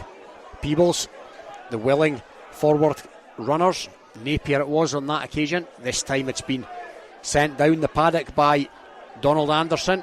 It bounces into the arms of Dwayne Patterson, and he sent it down into the Peebles half, and it's been taken again by that man Anderson, and again he sends it down into the Kelso half. Has to be controlled by the foot, but Tweedy's done that, and this time Tweedy puts his foot through it. So a wee bit of aerial ping pong going on here as we approach the dying embers of this first half, and that's a kick by the Peebles player that's gone out on the full, and the referee has seen enough of this half. The players are going to depart.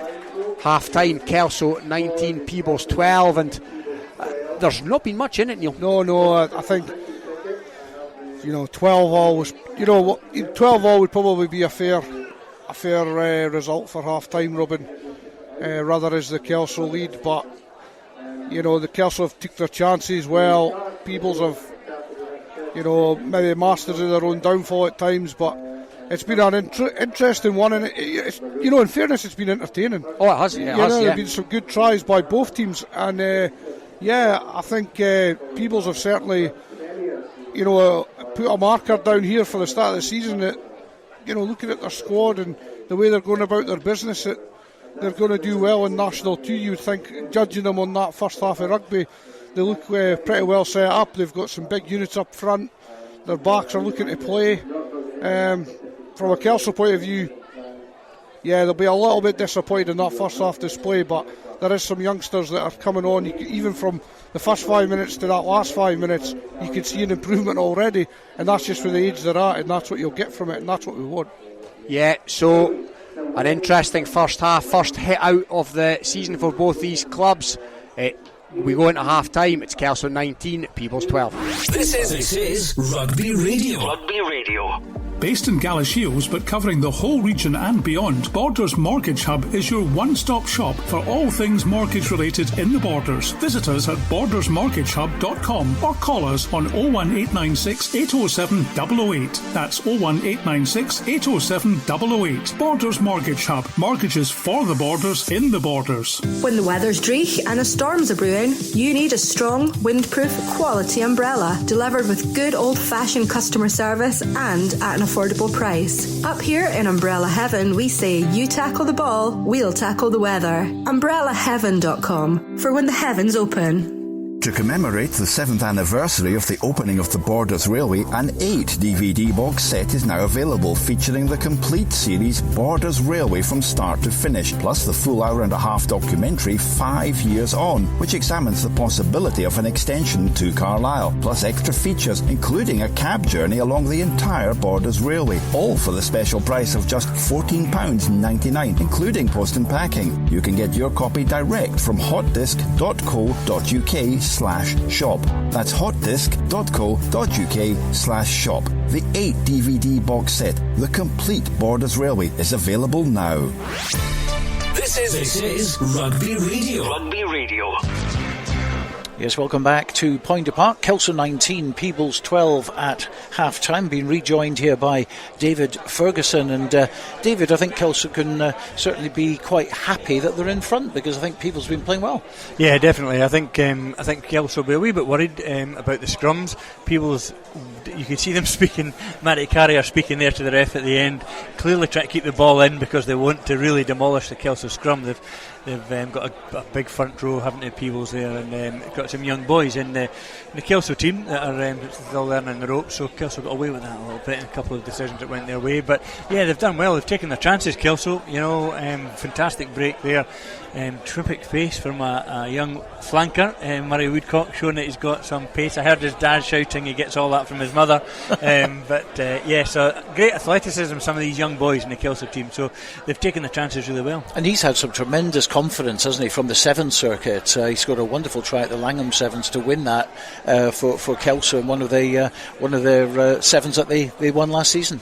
Yeah, I think there's a lot of talent coming through these Kelso ranks. I think Murray Hastie has been doing a fantastic job as a local development officer in Kelso, and he's got lots of boys. It's like bees round the honey when Murray gets out there in the training park. They all want to get involved. It makes it fun, and as a result you see more and more kids playing, and then you're seeing them pushing each other. So there's a real expectation amongst the Kelso Harlequins now in the Sevens circuit. Everyone wants to be part of this Kelso resurgence that you've seen happening. They're in the Premier League. Everyone wants to play in the Premiership. So, I think you're seeing young boys who are really pushing themselves, and they work hard in the gym. Now they're pushing themselves fitness-wise, and it's great to see. Some of these boys I don't imagine we'll see a lot in the Premiership, but it's great to see a good number getting their chance tonight. Interesting as well, Peebles out there on the park at half-time. Of course, being a National 2 team, they tend to get 5 minutes and they stay out there. Kelso used to actually going in the dressing room, and that's what they've done. And I'd imagine Kevin Utterson and Bruce McNeill having a few words. Yeah, I think so. I mean, I think they want to hold on to the ball a bit longer. There's been a few turnovers in that first half, dropping balls. The tackle one's an interesting one, isn't it? The new sternum limit, sternum height. Clearly Owen Farrell would not last long in this game if he was playing, because we've seen the decisions. The referee's been quite hot on that, making sure they're tackling below the sternum, and you can see the players are taking a while to get used to that. So there's a few high tackles going in and a few knock-ons. At this stage of the season you'd expect that, a little bit scrappy, but I'm quite pleased that we're starting to see we've seen some good flowing rugby. Peebles' try was really good, a good break in the midfield by their forwards, and they kept the ball until they got their chance, and Matty Carrier going over on that side. And we've seen some good play from both sides. They're wanting to play the ball, they're wanting to hold on to it. I think that's what they'll be saying at Kelso in there at half time. Let's just hold the ball a bit longer. We're giving up some possession, coughing it up a wee bit too quickly. So if they do that, they'll hopefully, from their point of view, have more of a foothold in the second half. Yellow card in the first half for Captain Jack Harrison. It was kind of a spear tackle. It wasn't that dangerous. It was an off the ball one, obviously, but we could see that wasn't going to end well.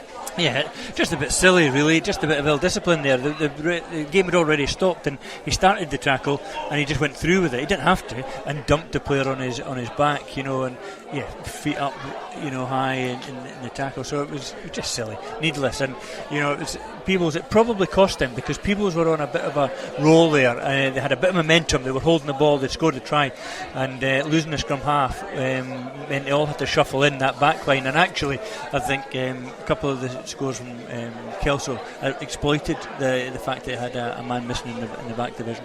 Well, I mentioned earlier on when we spoke that we'll just kind of go with this at half-time. The great news, I think, that Scotland have finally decided to award caps to those who pulled on the jersey in uncapped international matches against Tier 2 or Tier 1 nations. great news for people like Rob Moffat, Craig Redpath, Gary Isaac, Mark Moncrief in particular. Many others are going to benefit as well. Peebles' tally immediately doubles, of course. Stephen Ferguson is now a capped player. And of course we also have to mention Gary Waite from Kelso. Yep. And the pre-war players as well. Now, controversially, because it is interesting to see that those who played against Holland and Zimbabwe, that at the moment they're not considered good enough for or strong enough opposition to gain a cap, and that means that people like Donny McLeod from Hawick, who played against both, is going to be an uncapped player still. What do you think of that? Yeah, I mean, I think it's a great move by the SRU. I think it's been talked about for some time. There's a lot of these players really deserved caps because they played in games that, they were the man in the place at the right place at the right time. Okay, there were some examples where some of the stronger players, perhaps first choice internationals, perhaps weren't available. There were other occasions where that wasn't the case, and the guys like Mark Moncrief really deserved. There was a real feeling at the time he was one of the best wingers in Scotland at the time. He deserved the cap. Played a few games for Scotland. He's got one cap, but he could have picked up a few under this new rule. So it's good news. I think it's great to see these guys getting rewarded for pulling on a Scotland jersey and playing in internationals. But yeah, we said earlier, Stuart, where do you draw the line if there's a line to be drawn? Yeah, if you're going to say that these internationals that were non-capped, should be recognised with caps, then surely everyone who's pulled on that Scotland jersey, represented the country, they deserve a cap that recognises that. I think it should. Okay, well, we're back for the second half now. Peebles against Kelso. Let's rejoin Robin Purdie. And as you do that, Peebles kick off. Not the most clean of kick-offs, and it's been gathered in by a Kelso player towards their own 10-metre line, and it's Woodcock, one of the try scorers in the first half, and he does a commando roll and he's off and running, but he's been hauled down by a Peebles player towards the halfway line. Hasty with a bit of a kick pass there, and it was almost gathered in by a Kelso player after a wee bit of a fumble by Scott Stoddart, the Peebles winger on that far side. So it's going to be a line out to Kelso just inside the Peebles 10-metre line, and line out functioned pretty well in the first half. It did, yeah. I mean, young Murray Woodcock's taken a lot of ball in the line out, and Cammy Thompson as well. So yeah, they've been pretty good so far. They've been pretty good. I think with one bad one. It's going to be Ewan Knox, and he's found his man, that being Cammy Thompson. So here it comes again. Frankie Robson's on the charge, and Frankie Robson's made plenty of ground up towards the 22. Peebles player in over that, but it's been maintained by Kelso, and Grant Shields has entered the fray, the ex-pro, so he will add something, no doubt. Dummy bit of footwork there by Dwayne Patterson, and he runs into the Peebles player, that being Russell Brown, and the referee's arm is out. He awards the penalty. It's an early second half penalty for Kelso, right on the 22, right in front. And what happens here, Neil Hinnigan? I know what would happen on Saturday, the 2nd of September, but what happens tonight? Yeah, I think you go at the corner. I think the line-out's been fairly good. I mean, obviously been under pressure in the scrums. We're actually calling a scrum, are we? Yep. I think we have. They would have right in saying Asante's on. He is, and so is Grant Shields. Yeah. So it could be a different story now. We'll see. Who knows? Peebles have been very good in the scrum. So, yeah, bold call. But it is a great attacking position. And in these kind of games, this is what you want to do. You want to get these opportunities to run your moves and, get the backs firing if you can. So I can understand why we've done that. As you say, a league game, you'd probably opt for an easy 3 points. But tonight it's a chance to try things. And, Peebles have been similar. They've kicked to the corner and maybe the odd chance they've had for goal. So. Yeah, Cammy Brown looks like he's on as well. Yeah, big difference in the scrum. Yeah, now. Big difference with Grant Shields on there, and it's been wheeled round. What's happened there? It's all a bit of a mess, but Kelso have got possession, and it's Tate. It's out to Hasty. Hasty with a big pass out to a non-rushing Kelso player, and that's a great try. Kelso are in again. That looks like Angus Roberts on that far side. First touch of the ball. Yeah, first touch of the ball for the ever dangerous Angus Roberts. He was prolific in the spring Sevens circuit, and he's on the board here tonight and fully justified in taking that scrum, Neil. Yeah, they were, and although it got a bit messy, I think there possibly was a penalty there because the referee didn't give it, but we adapted and we went and we managed to get quicker ball from that anyways, and a nice looped over pass from Murray Hastie to put Angus Roberts away, who's just come off the bench at half time there, so that was his first touch, and it was a run-in for him, and he, that's what he does well. So from Kelso's point of view, they did that for what you would maybe call practice at this point, but you need that to happen. You need the confidence to build and know that you can do that when you really have to, and that's probably one of the most pleasing things so far from my point of view, is to take that choice, make that option and do it and execute and put it away. So well, he certainly executed that, and it's going to be Dwayne Patterson with his trickiest conversion attempt of the night. He's over on the far side, just in from touch, begins his run up, strikes it well, it's heading in the general direction, but no, drifted wide of the upright, so it remains Kelso 24, Peebles 12, and for the first time this evening there's a wee bit of daylight between teams. Peebles will be looking to establish a foothold in this second half. They've not had any of the ball yet, and that's not the best of kickoffs. It's an easy catch for Woodcock, and it allows that to be offloaded to McNeil, who got up ahead of steam. But again, he was reasonably well placed, as he's been tonight in the main, you have to say. Yeah, he has been. Yeah, Tate once again with a box kick. Cammy Thompson's after this, taken in well though by Guinea. Peebles now with their first possession of the half. Again, it's been trucked up by the big forwards. They've carried very manfully tonight, Peebles, and again that man Anderson's in playing scrum half, and it's offloaded by Carrier to John Gray. Harrison again the scrum half, and it's been fumbled though on their own 10 metre line, and it's been taken in there by the recent signing Ewan Thompson from Berwick. It's Asante with a pass to Shields. The props in unison there, and almost an interception. He had two hands at it though, the Peebles player Scott Stoddart, so I don't think there's going to be anything coming of that. No, that certainly wasn't an attempt at a flap anyway, so they're going to come back. Not enough advantage played for Kelso, and they're going to come back for the scrum from the original Peebles knock on. I think that was fair. The Peebles winger went for it. Yeah, it was a winger, I think, and sometimes you get them giving us penalties, but I think he was making a fair go for the ball. He was actually a little bit unlucky not to get it. I think he would have been pulled back anyways, but I think that's fair. I think that's the referee got that one right. Yeah, I think he'd have been pretty hard done by, but it's going to be a Kelso scrum.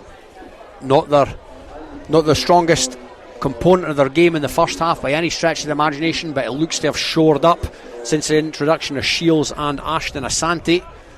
But Peebles have got a wee bit of a nudge on there, and it's gone right round, and the referee's awarded the scrum penalty to Peebles.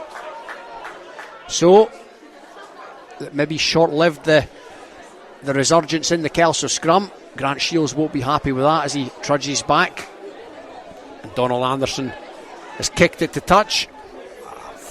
I would like to have known what the referee's explanation is for that one, but whatever, it's done now, we move on, but it looked like there was wheeling on this side, but hey, look, it's given and that's it, and you've got to play. But Kelso, it'd been an area for Kelso to be disappointed in, definitely, and for Peebles, really good. Yeah, it was a great area of strength last season for Kelso, you would say. That's been fumbled there. It was a lovely clean line out, but it was sort of flung back towards the feet of scrum half Jack Harrison, and he's quite a tall scrum half, Jack Harrison, and that's not where he wants the ball, and he's managed to fumble it forward. So wee bit of a let off there for Kelso, but it's going to be another scrum. So this, if the form book, or if it goes by the form book, this could come back on Peebles' side yet, but Kelso will be looking to shore that area of the game up. Just needs to get his legs back a bit further and trust himself here, because he's got the strength. There he goes. Yeah, the legs are back now. He just needs to straighten out a bit. Yeah, that's it. So he's done pretty well on that occasion. McNeil with the scrum half duties to Hastie, and now there's an arcing break on the outside here by Kelso. Decent. It's been flung forward there, and again in it there's an element of pre-season there, Neil. Would you agree? No, it's not even pre-season, Robin. I know we scored off it in the first half. That's the result of what normally happens. Yeah. That pass was on. just take it and draw the man and let Roberts get a run. Yeah. Because that's on. For me it's on. But I know the players want to try things, and you don't want to strangle the life out of their imaginations, and you want to let them play. But there's the whole team out there as well, and that was a poor decision, poor execution. Yeah, and in all of that, Peebles have won a line out, and they've cut open the Kelso defence here, and it's James Dow on the outside. That's a really good tackle by Dwayne Patterson. He's not only attacking force, it was definitely a penalty as well. Yeah. He comes flying in. He's giving it the other way now. The guy, it was certainly a penalty to Kelso to start with, because he was flying in from the side. And there's a yellow card come out, so we'll keep an eye on that one. It's Dwayne Patterson that's been yellow carded. So it was certainly a decent tackle in the first instance. Play then moved away from the breakdown area, and we followed the play.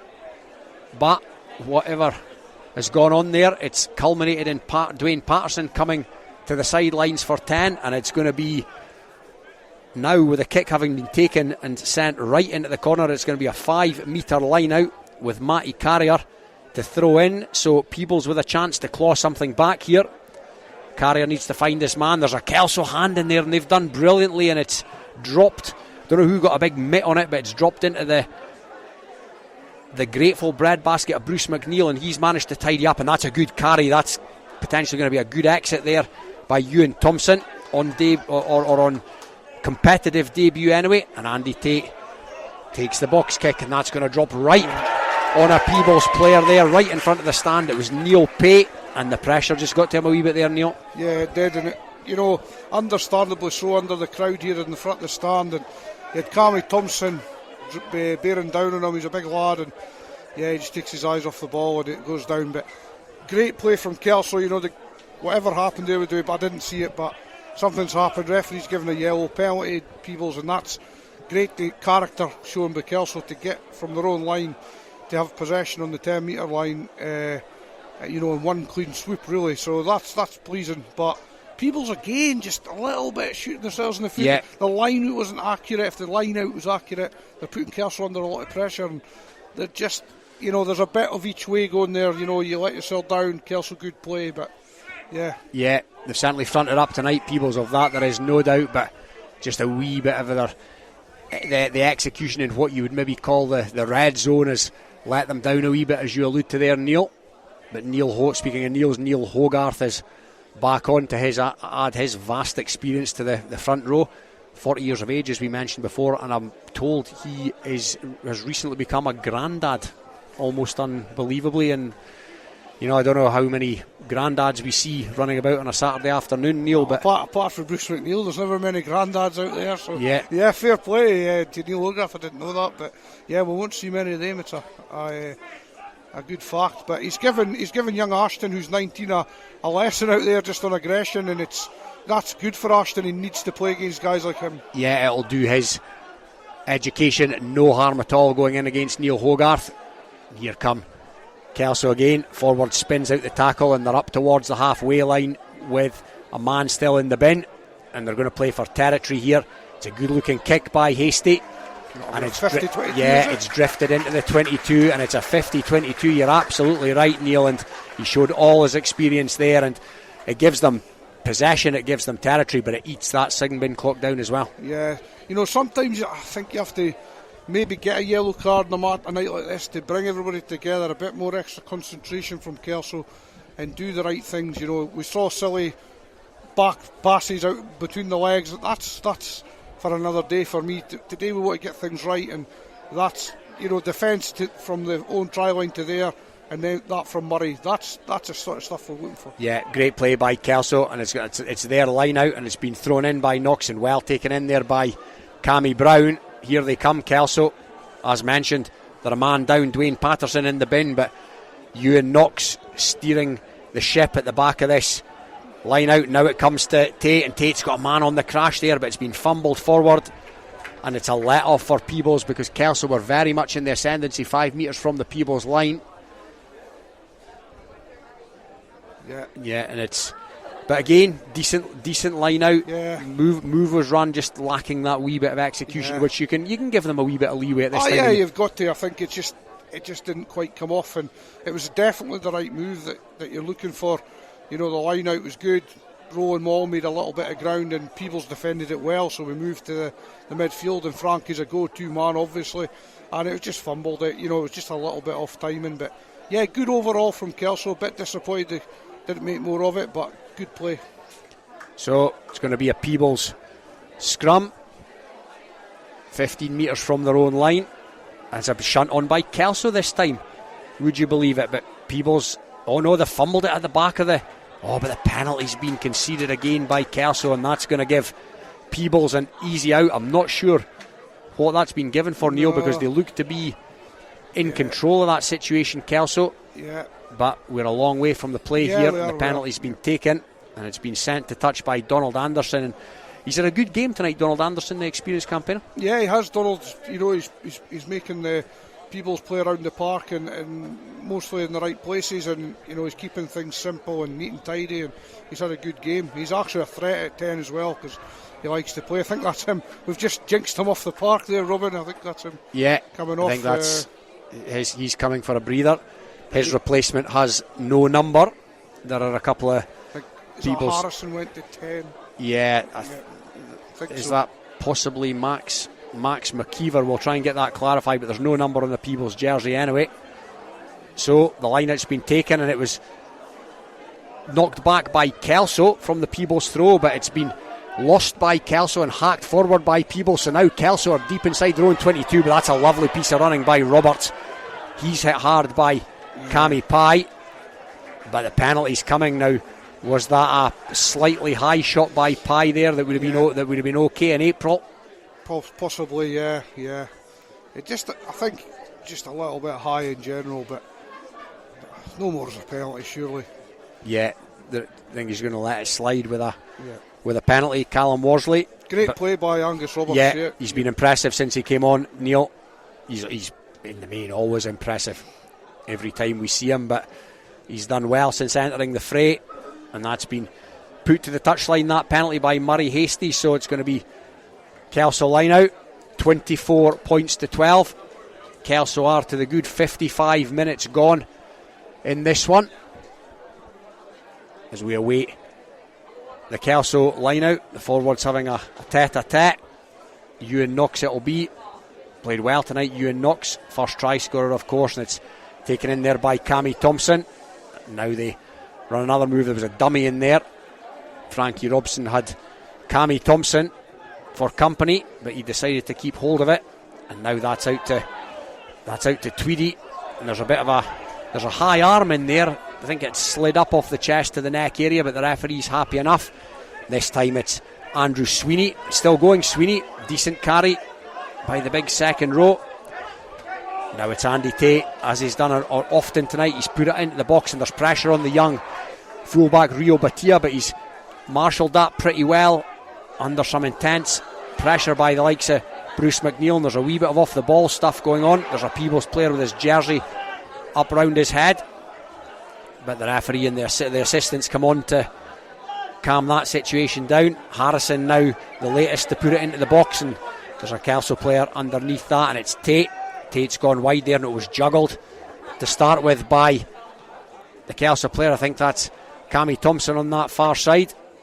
Robson's in there to secure Kelso possession. There's a counter ruck in there, and it's been knocked forward by Kelso by Andy Tate. He looked to free the arms and hit the on-rushing substitute prop Grant Shields, and it was possibly on there, but again just the execution, Neil, as we kind of almost like a wee bit of a broken record here, as another Peebles sub enters the fray. Yeah, Kelso as well, front row again. Terry Logan coming back. Morgan Thompson, yeah. He may be coming on at hooker, potentially.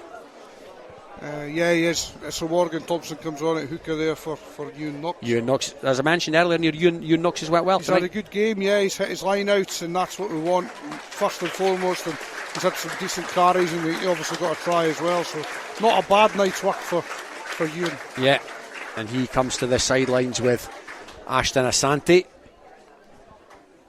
So the more experienced Terry Logan back on in that front row alongside the new man Thompson and Grant Shields, and that right on cue, Kelso scrum penalty. And is that simply down to the substitution? It is on this occasion, because we're now in this situation where, you know, Morgan's a prop as well, who's covering hooker tonight, and then you've got Terry Logan, who's a big old unit, and the experience of Grant Shields. I'm not overly surprised that it's turned on its head there. So, you know, that's a fairly big front row, and that shows you. I mean, early doors, as I said, it was a young Kelso Park, and you know, even guys like Melbourne in the second row. I was literally about to ask you that. Yeah, technically bring a lot of, you know, stability as well, and it's a lot tighter with these guys playing. And but these are what, you know, this is what teams need to do. We need to learn and get other players up to speed. It's a big squad that's needed for the Premiership, and Peebles are a great team to have this kind of outing for, you know. Yeah, and it looks like Dwayne Patterson's readying himself to come back onto the field. So Kelso have weathered that particular storm in his absence, and they've thrown in their own line out, and they've gone round the front this time, Bruce McNeil, but there's a Peebles jackler in over the ball. But no, Kelso have secured it, and out it comes to the second rower, Andrew Sweeney. He takes it into the heavy traffic, and now Tate looks for a runner. There's a dummy run there. Now it comes to Shields. Shields with the footwork has to come back on himself, however. Didn't want to run away from his support. Now it's back with Tate. Kelso come again. Ewan Thompson, he's been fairly prominent in this second half. Thompson, he's grown into the game. Carried well. Yeah.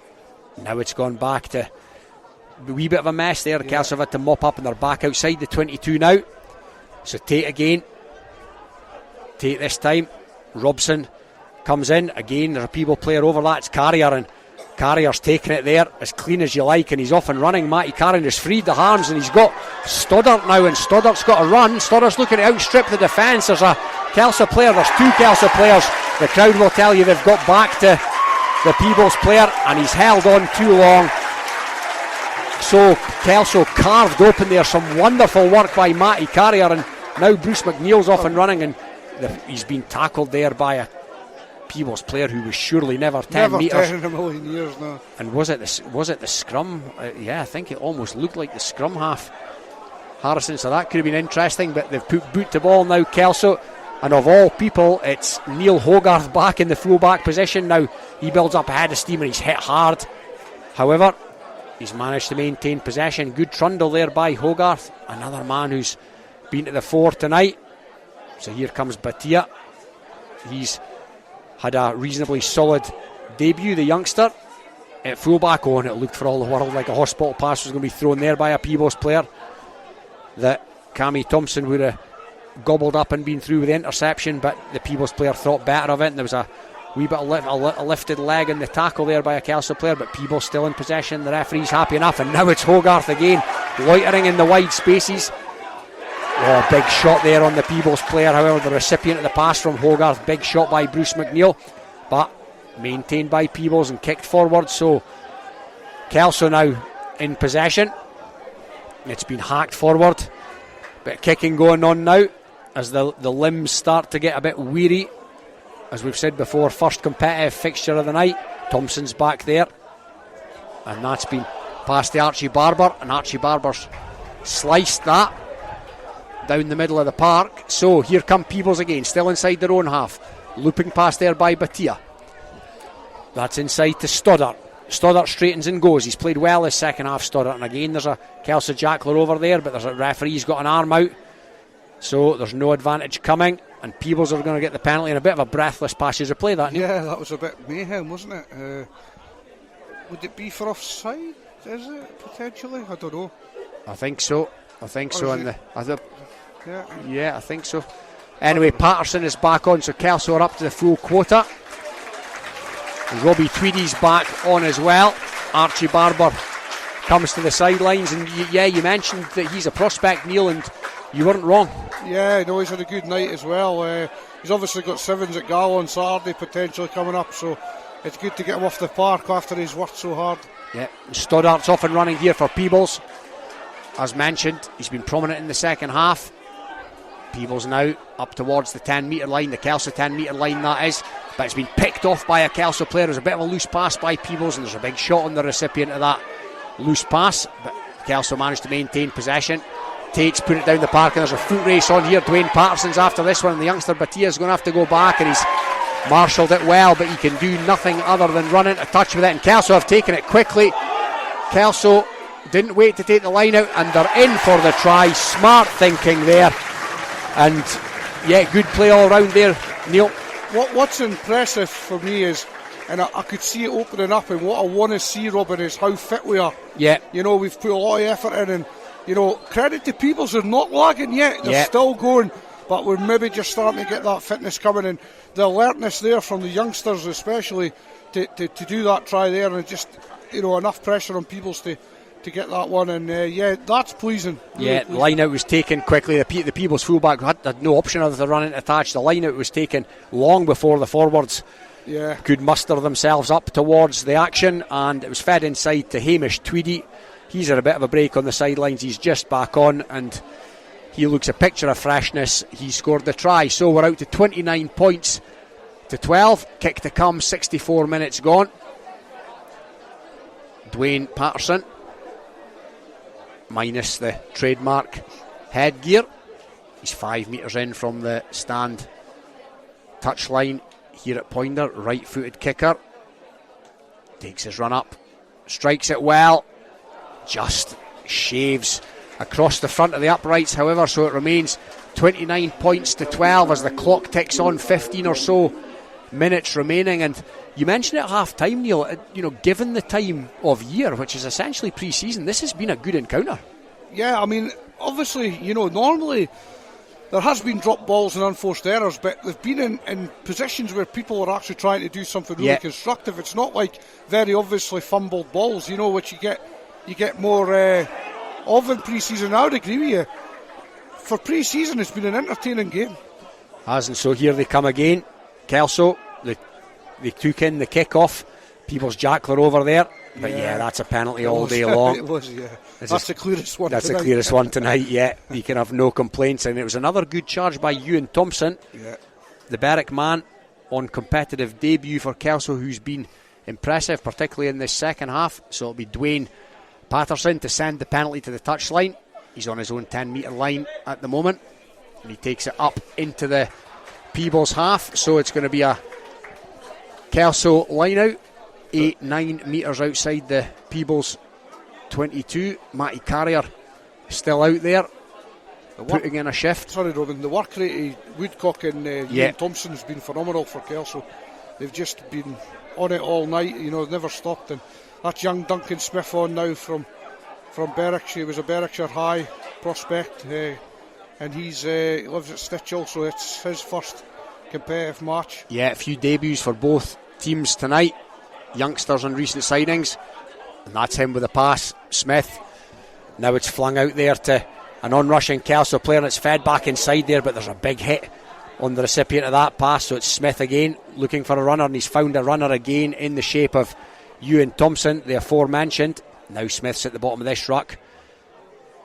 Here come Kelso, dancing feet from the fullback tonight anyway, Dwayne Patterson. Hogarth's over that, but again going to come back on the Kelso side, and it's Cammy Thompson. He's been industrious since he came on as well, earlier than he would have imagined, given the injury in the first half, the very early and unfortunate looking injury to Greg Sessford. But Kelso still with possession now in the shadow of the Peebles posts. Terry Logan something to do some cleaning up there, and again it's Cammy Thompson. He inches that little bit further forward towards those sticks. Smith's in there looking for the ball. It's going to come back to Smith now. It's fed out, but I think there's been a fumble in there, Neil, and the chance has gone a begging for Kelso. Yeah, disappointing from Kelso there. It just, again, similar to Peebles in the first half in that position, you've just got to be a little bit more patient, but just maybe rushing it a little bit. But yeah, that's fine. You know, we're getting in those positions, Robin, and that's the main thing. We sometimes you just need to put the finishing touches, and yeah, I would say 7 points probably went a begging there, but that's the way it goes. Yeah, and I know we keep talking about the time, the time of year, but what that also brings is changes. It's there's players coming on the park quicker than we can keep up with at the moment. That's always going to both teams affect have got the cohesion. 9-10 substitutes here tonight, so the last 15 minutes could become a little bit more disjointed, but we'll see how that comes, how that plays out. But yeah, I agree with you. Yeah, so speaking of subs, there is a Peebles number 20 has entered the action, but there's 2 number 20s on the bench for Peebles, so it's either James Thompson or Robert Matthews, we're reliably told. So Peebles scrum right on their own 5 metre line, centre field. Kelso again look a different animal at scrum time since Logan's came back alongside Shields.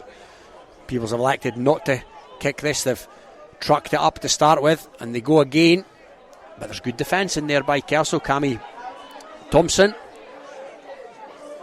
Harrison this time, the scrum half, spent 10 minutes in the bin. Earlier on he's gone down the field with it, but he's not made touch. So here comes Dwayne Patterson. Patterson has been well tackled tonight. He's been reasonably well marshalled. The Kelso, one of the sort of Kelso talisman, if you like.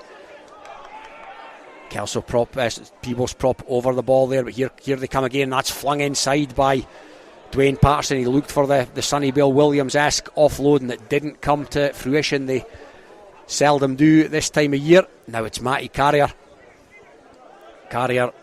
in possession. He sets it up nice and clean. Kelso hand in there, but Harrison managed to get it away well. And here they come again. This time there's a charge on there by Ross Brown.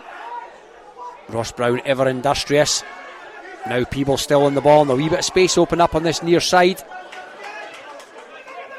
Kelso have managed to get themselves across. Peebles using all the width here. James Dowen playing scrum half, finds the regular scrum half Jack Harrison. Referee's arm comes out for yet another penalty. So waiting the advantage, but there's a little bit of a fumble there from Peebles, so the referee's going to bring them back. And there's been a couple, Neil, but in the main, the referee Callum Worsley, I think, has got 90% of the decisions right, I would say. Yeah, he's pretty good.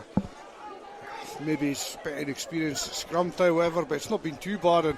But he's certainly around the park with the new tackle law. He's been pretty consistent. Yeah, he's given it pretty much across the board. It's been the same. So well played, the referee. It's been not an easy thing to adapt to, I'm sure. Oh yeah, first competitive game for him as well. Let's not forget. So Peebles have kicked the penalty into the Kelso half. They're 8 or 9 metres outside the Kelso 22, in fact, and it's going to be Matty Carrier to throw in. Forwards are going to have just a bit of a chat as we await one of the Peebles forwards getting a wee bit of attention. I think that's Roddy Guinea. He's going to come back and they'll set this line out. Again, another man that's put himself about tonight.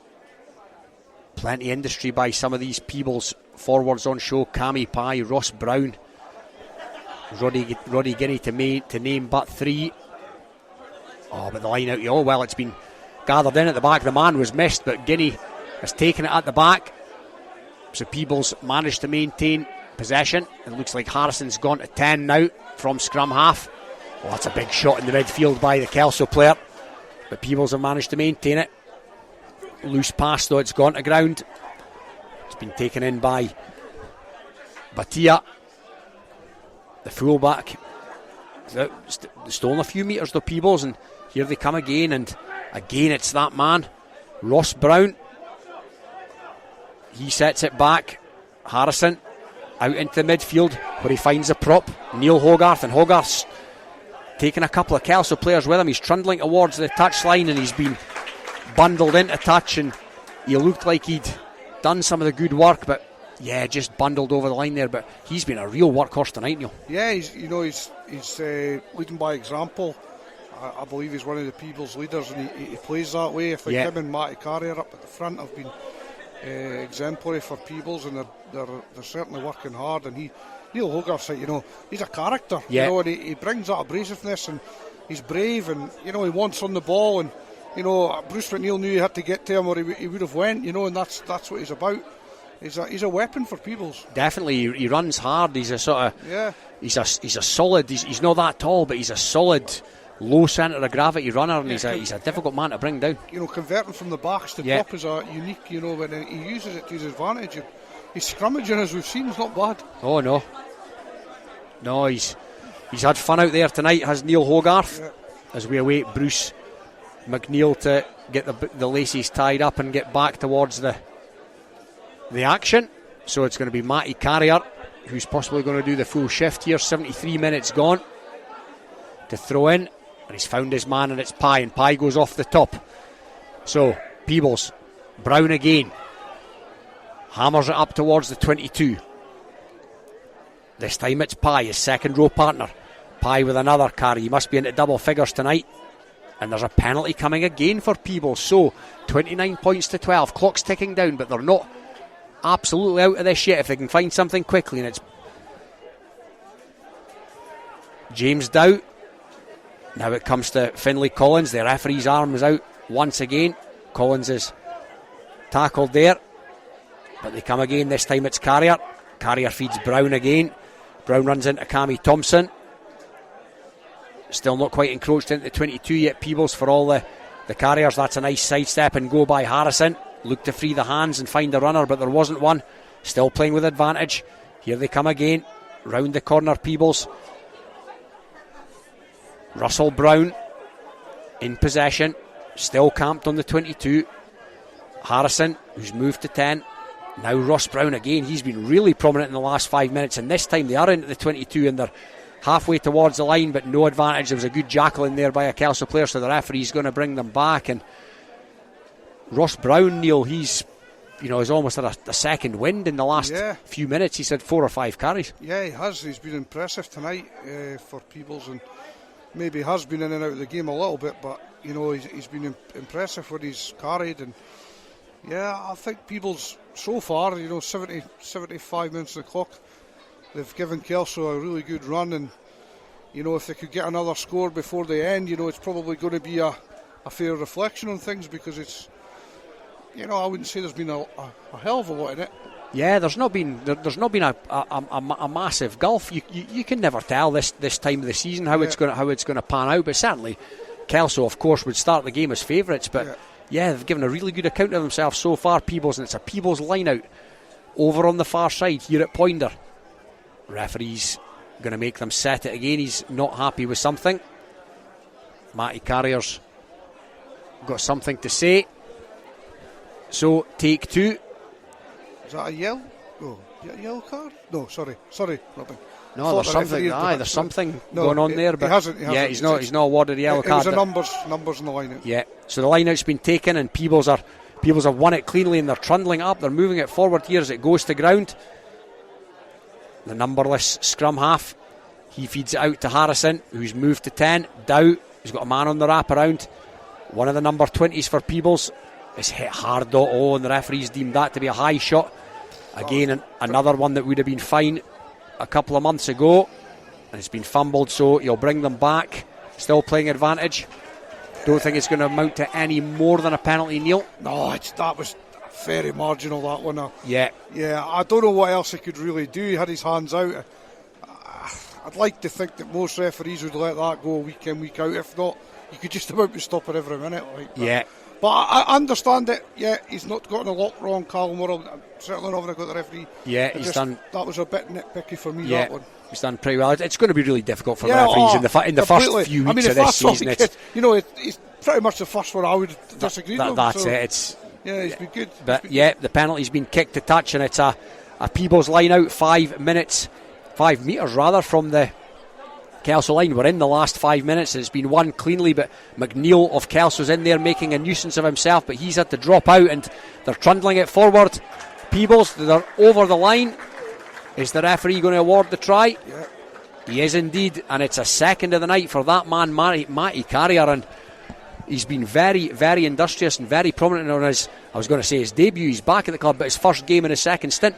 Yeah, he's been good tonight, and he's, speaking before the game, he was talking about he's lost a little bit of weight, and you can see that, and his fitness is good, and that's good on Matty. He's obviously a bit of a fresh start again at his home club, and they'll be looking to him to lead. And overall tonight he's been pretty good. He's as you say, he's been stand out for Peebles, and people will say, well, surely that's what he should be, but it's not easy. Oh no, not absolutely as easy not. As it seems, coming from the Prem, and players aren't maybe up to speed like he is. He's going to have to show a bit of patience, but yeah, overall he's had a good night. So the conversion comes in, it drifts to the left of the posts. So 29 points to 17 now. Kelso are in the lead, a couple of minutes to go.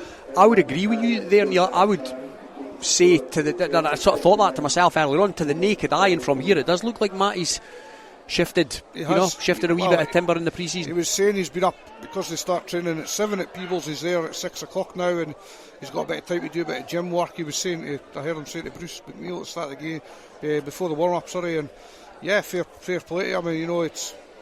He's had a great game tonight.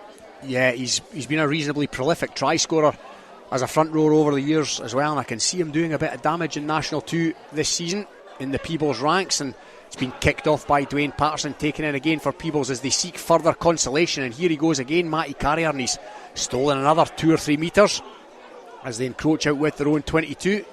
So looking to go from deep here. The men from up the Tweed. That looked a wee bit of possibly a semi-high one as well, but the referee and his assistant on this near side are happy enough, and Peebles now up towards the Kelso 10 metre line as the sky darkens and the shadows lengthen. No thought of playing for possession, or playing for territory rather now, Peebles. It's all about possession, but they're still camped very much in their own half here. Kelso setting the defensive line. Here they come again, this time it's replacement prop John Napier. Back out towards the backs. Harrison has a crack, looks to free the arms and gets the arms free. Did that go backwards? It was borderline, but they've managed to maintain it again, Peebles. So no, there's been an intervention, I think, by the AR there, the assistant referee, who's going to bring them back, and it's going to be a Kelso scrum. 80 minutes are up here on the scoreboard clock. Will there be time for Kelso to try and extend their lead? They're going to have a scrum here, centre field, maybe 7 or 8 metres from the Peebles 22, and run a set move from here, Neil. It's a great platform. Yeah, definitely. They scored from a similar position earlier in the half when Angus Roberts got in the end of a move, and you'd like to think they'll try something similar if they can get good ball from the scrum. That would be something that they would surely look to do, especially at this stage of the game. And there's a player down, another Kelso player down. I don't know if it's a touch of cramp possibly. I think Peebles in the last 15 minutes have had all the ball. Kelso's really struggled to get any ball, and that's credit to Peebles. They've done remarkably well, and they got the try that they deserved there, and Kelso's been starved of a bit of ball. So now that they've got a chance to do something, hopefully something can come off for them. But it's good to see us getting into positions to work on shape and things like that. We've maybe just not done enough of that tonight, but overall it's been okay. Yep. Yeah, good early season hit out for both these camps as Duncan Smith goes to feed the scrum. Archie Barber's back on for the injured Kelso player. Here goes Patterson. Patterson's got a Kelso player on the cut, and it's fed back in to Dwayne Patterson. Dwayne Patterson's now up into the 22. The Kelso bodies pile up towards that breakdown. Here comes Frankie Robson on the charge. Frankie Robson up and over the 5 metre line. He's been well held up though by a couple of Peebles players, Roddy Guinea being one of them, but Kelso very much in the red zone here, and that's Terry Logan with a charge. He's up towards the line, he presents it back. Smith's in there. Smith goes to Cammy Thompson, comes wide to Patterson. Patterson ducks and weaves and dives, but back towards the Peebles 5 metre line. Now it's back in the hands of the Kelso player. That's a great tackle in there by, I think that was Harrison. Referees going to bring them back for something, but no, the referee blows for full time. This game comes to a close, and we mentioned it earlier, Neil. Kelso victorious. Of course they were going to start this game as favourites, given their league standing compared to Peebles, but a good all-round performance given the time of year by both sides. Yeah, overall I would think both camps will be fairly happy. I think Peebles maybe even slightly happier as Kelso. maybe should have took a couple more chances out there, Kelso. But yeah, overall, good workout, decent rugby match. Anyone that was here tonight, I think, would have enjoyed it. It wasn't a one-sided affair by any stretch. I mean, the scoreboard suggests that, and I would say the scoreboard reflects probably a fair game. Both teams left a couple out there, and overall I think Peebles have shown that they can mix it with better teams, and going into National 2 season this year, they would be confident that they can at least be top 3 maybe in that league, and why not? Kelso obviously looking to make an impact in the Premiership. A lot to do, a lot to build on, a lot of work on, but it's there. You can see it. It's coming. Yeah, and there's a meaningful competitive win in the bag now.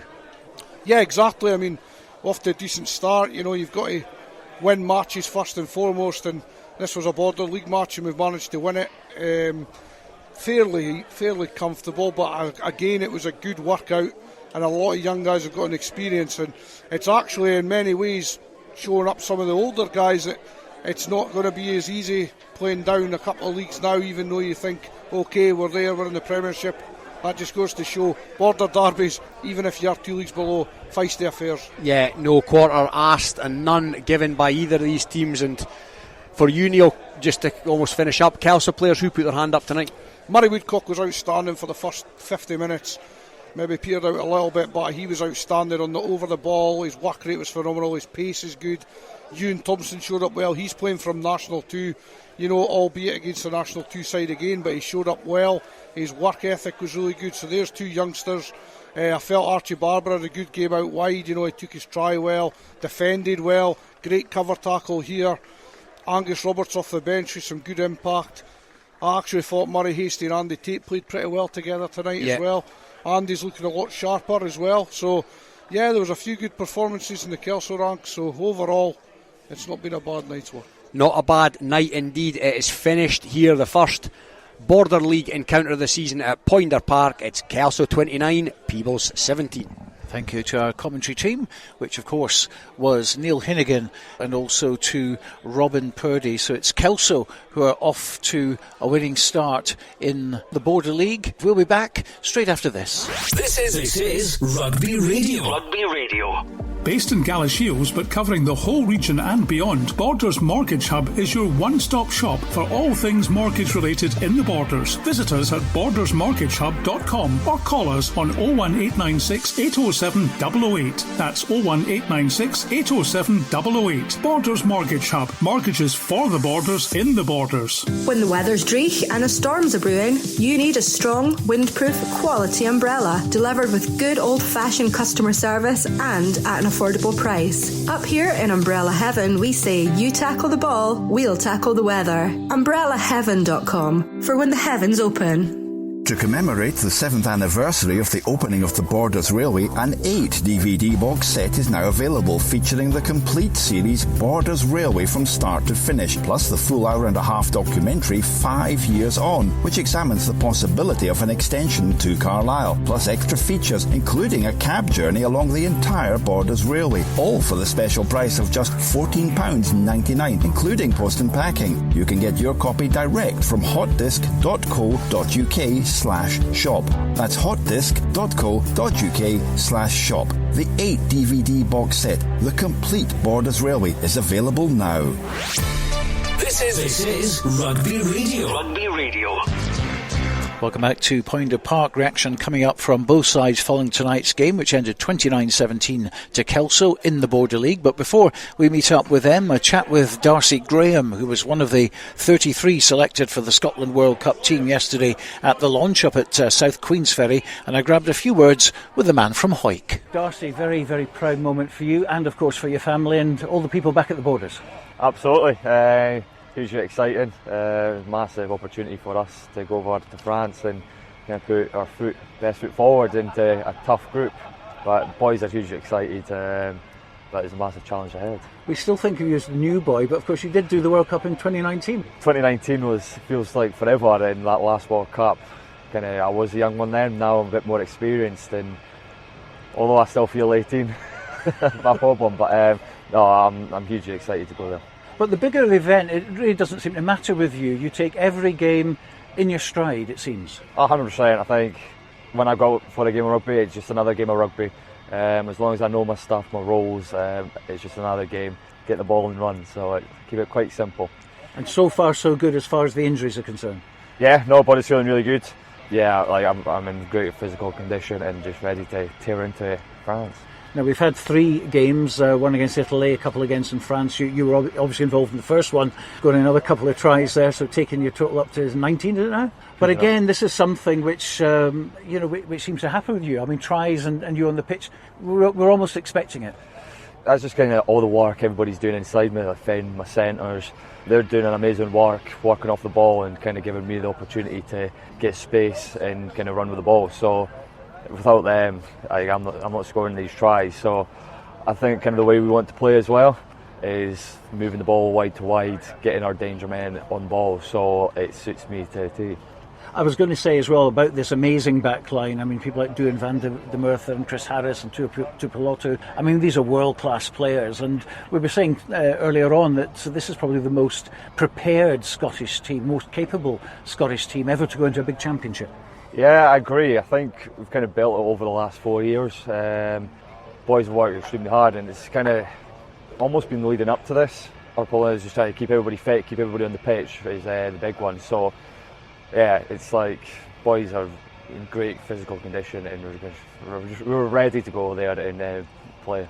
A lot of confidence in the camp, obviously, and the performances have shown that the way you're playing. Obviously, a little bit concerned going behind early, but again showing that character, the character that Scotland showed at Twickenham when you were involved, of course, in the famous 38-all draw. It's a never-say-die attitude. I agree with you. It's that never-say-die attitude, but kind of what we spoke about in the last couple of weeks is starting fast. Against France at home wasn't good enough. We can't give world-class teams that head start and expect to win the games. So we kind of spoke about that during the week and implemented that over in France and kind of started fast. So now it's just about that 80 minutes performance, and yeah, we can't give like the likes of South Africa that head start and expect to win the games. It is the toughest pool, there's no doubt about that. We've got the top 5 countries all involved. Only 2 can go through. How do you approach the first game, South Africa? I think first game up, we're just taking a game at a time. We know we've got South Africa, so it's going to be a brutal game. So it's just about getting physically and mentally prepared for that and what challenge they're going to bring and kind of putting our best performance on the pitch for that full 80 minutes as we spoke about. Darcy Graham raring to go for Scotland in the World Cup. We'll have a word with a fellow Hoyt man, Rory Sutherland, very, very shortly when I had a chat with him yesterday at South Queensferry. But joining us now, Robin Purdie is the captain of Peebles, and that is Jack Harrison. Well, Jack, commiserations on the result, of course, but a good early season hit out, would you say?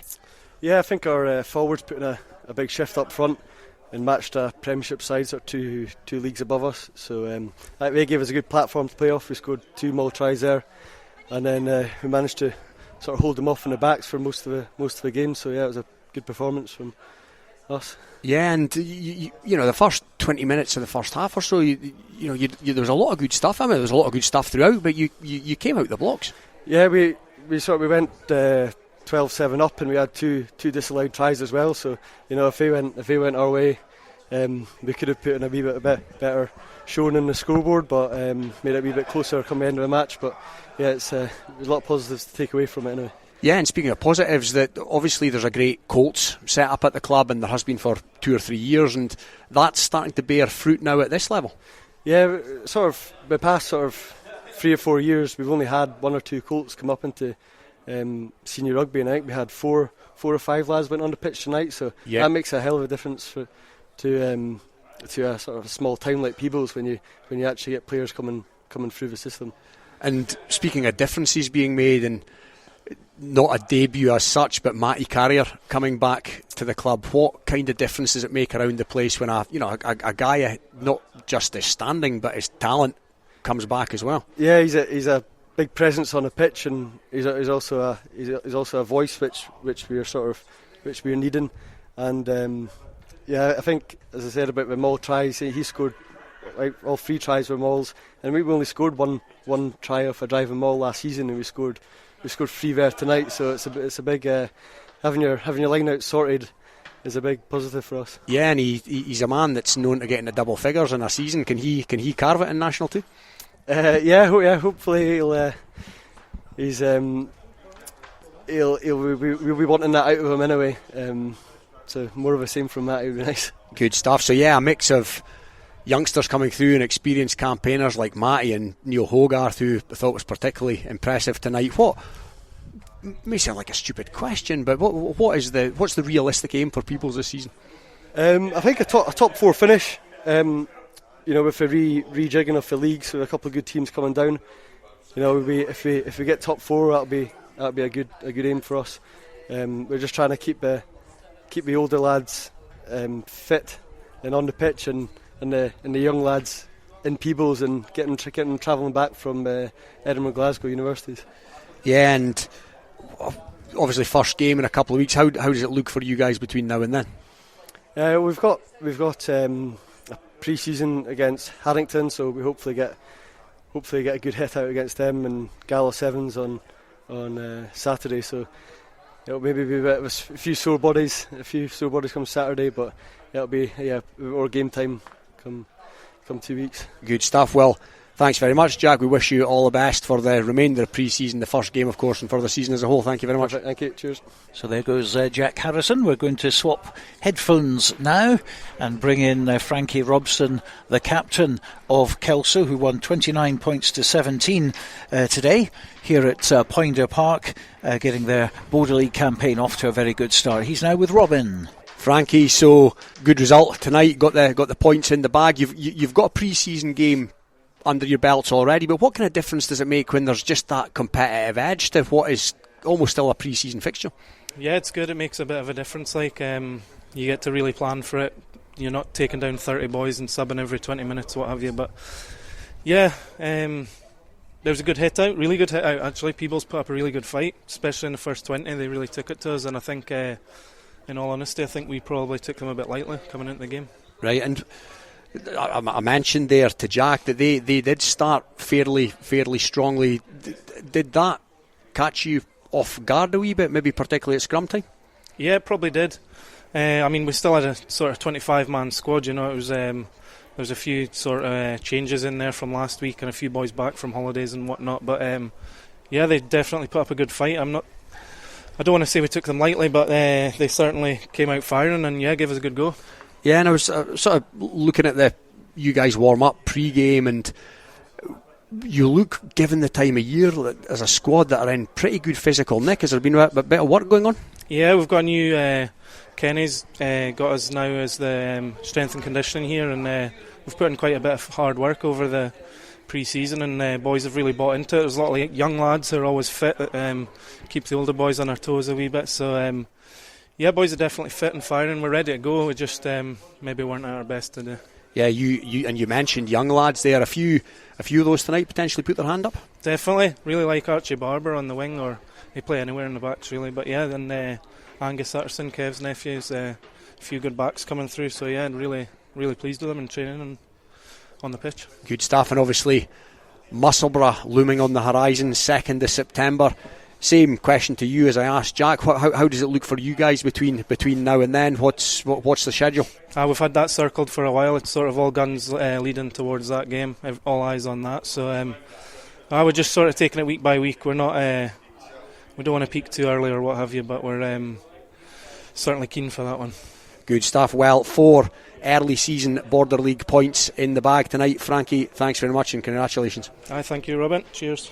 Frankie Robson talking to Robin Purdie, and no doubt he'll be in a couple of days' time at Netherdale for the Marooned at Gala Sevens. Of course, Kelso winning the opening Sevens event at Peebles a couple of weeks ago, and we'll be talking about that with Robin in a second. But let's go back to my chats I had yesterday at South Queensferry. The Scotland squad was announced. The 33 members included a couple of Hoyk boys, of course. We've heard from Darcy Graham. Now let's hear from Rory Sutherland. Massive day for me and my family. We're really happy, and I'm looking forward to getting stuck into the World Cup. It's been a good sort of 2 or 3 months already. Like you say, we've prepared well. It's been good to be a part of So yeah, I'm looking forward to getting out there and getting started. And everyone down at Trinity School in Hawick will be itching to see you pull on that shirt during the World Cup. Yeah, I think since I was a little boy, obviously playing rugby in primary school, you aspire to do stuff like this. So yeah, I know everyone back home will be rooting for me, and yeah, I always appreciate the support. I've always wondered, who was your number one inspiration as a player? Funnily enough, growing up as a player, I grew up as a back row, as a flanker, so it was always Richie McCaw for me. Really? Yeah, it was. Yeah. Well, I watched him a lot playing when I was younger. Obviously, didn't make that transition as a prop until I was sort of 18 or 19. So yeah, growing up, it was always Richie McCaw. Yeah. And I've got to ask you, because we were hearts and mouths at the end of the French game in Saint Etienne, and we saw you sort of take a big hit from behind off the ball. Yeah. How are you feeling? I feel all right. Yeah, feel good. I think it was just one of those sort of misfortunate things that happens on the pitch. I think Fico thought I was going to catch the ball, and unfortunately didn't, and yeah, I got taken out and got a bit of whiplash. But no, I feel okay. Feel good. We're always concerned of you because, I mean, you do have a history of injuries, don't you? I do, yeah. I mean, the last World Cup, I missed out on the opportunity to be selected through injury. I hadn't played a lot that season, or the seasons leading up to it for Edinburgh. So, yeah, I missed out on the opportunity to be a part of the squad. And it has been a roller coaster for you, hasn't it? I mean, all through your life, the injuries, and I mean, a lot of people and yourself probably, you thought you're not going to play this game again, but you fought back, and it's a tremendous story. Yeah, no, look, injuries are part of the sport, the silly game that we play. But no, I think obviously really proud of myself for coming back, and after all the injuries, and my wife's played a huge part in that as well, and the kids. They've been amazing throughout the whole process. And me coming back from when I injured my groins, 14 months is a long time to be out. So to come back was, really, really happy and glad to be here in this moment. Yeah, absolutely. And did you ever feel that I've just had one too many injury, or did you always feel that there is still a real option to play at the highest level? If you can overcome it, great. Like every injury. We've always got good guys behind us, good doctors, good physios that back us and, take us through the whole process once we've been injured to get us back to fitness. So, it's hard to think positively when you're injured, but when you're injured, you have to get over that initial part of, right, I'm injured, what's the next step? And I've always had good people behind me, and family's always been behind me, like I said. So, all those things are important in coming back, and yeah, they played a big part in me coming back to play again. Now, as a prop, you want to play against the best in the world, which obviously you are doing at the moment, but South Africa, there's just something about the South African front row, and you'll be involved head-on first game. It's always a good challenge up front against South Africa, and them being, the previous World Cup winners adds a bit of spice to it for us, and, we are really looking forward to the challenge. We believe on our best day we can beat any team, so we're really looking forward to it, yeah.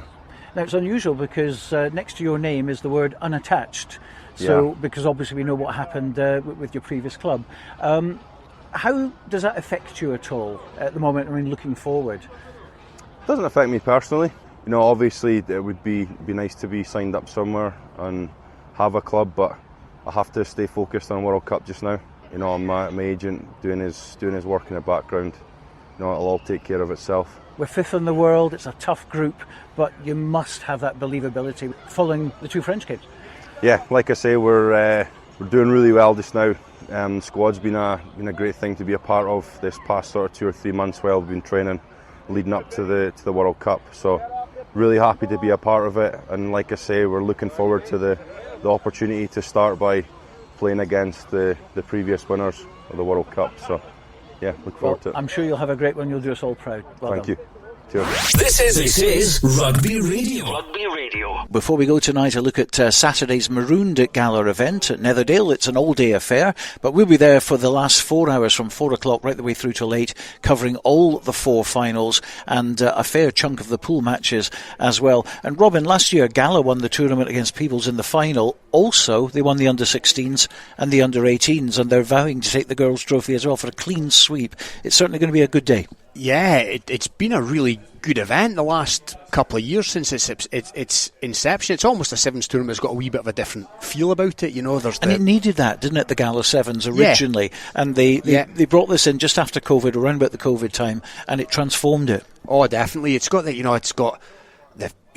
vast amount of food options and live music throughout the day, even when the rugby's on, and it's very reasonably priced for the public to get in, and I think they've made a really, really good job of it. Last couple of years Gala, and I'm sure it'll be no different this year. And of course, it's a slightly different format this year. Couple of pools of 4, so you know that'll have that'll give a wee bit of a different slant to it. We're obviously used to the pool format, but it tends to be 4 pools where 1 progresses out each pool, so there'll be an option for somebody that comes second, of course, on this occasion. But yeah, it's shaping up to be a good day's rugby. I think from memory last year there was it was quite a rain-drenched affair, so they'll be hoping for a bit of sunshine this time around, no doubt. And I think they're going to get it as well. It's going to be rain at first, according to the weather app, but of course this is the Gala Sevens we're talking about. Yeah. They do have a history of it raining, and I remember Stuart McFarlane saying that they could move it to Vegas, it would still rain at the Gala Sevens.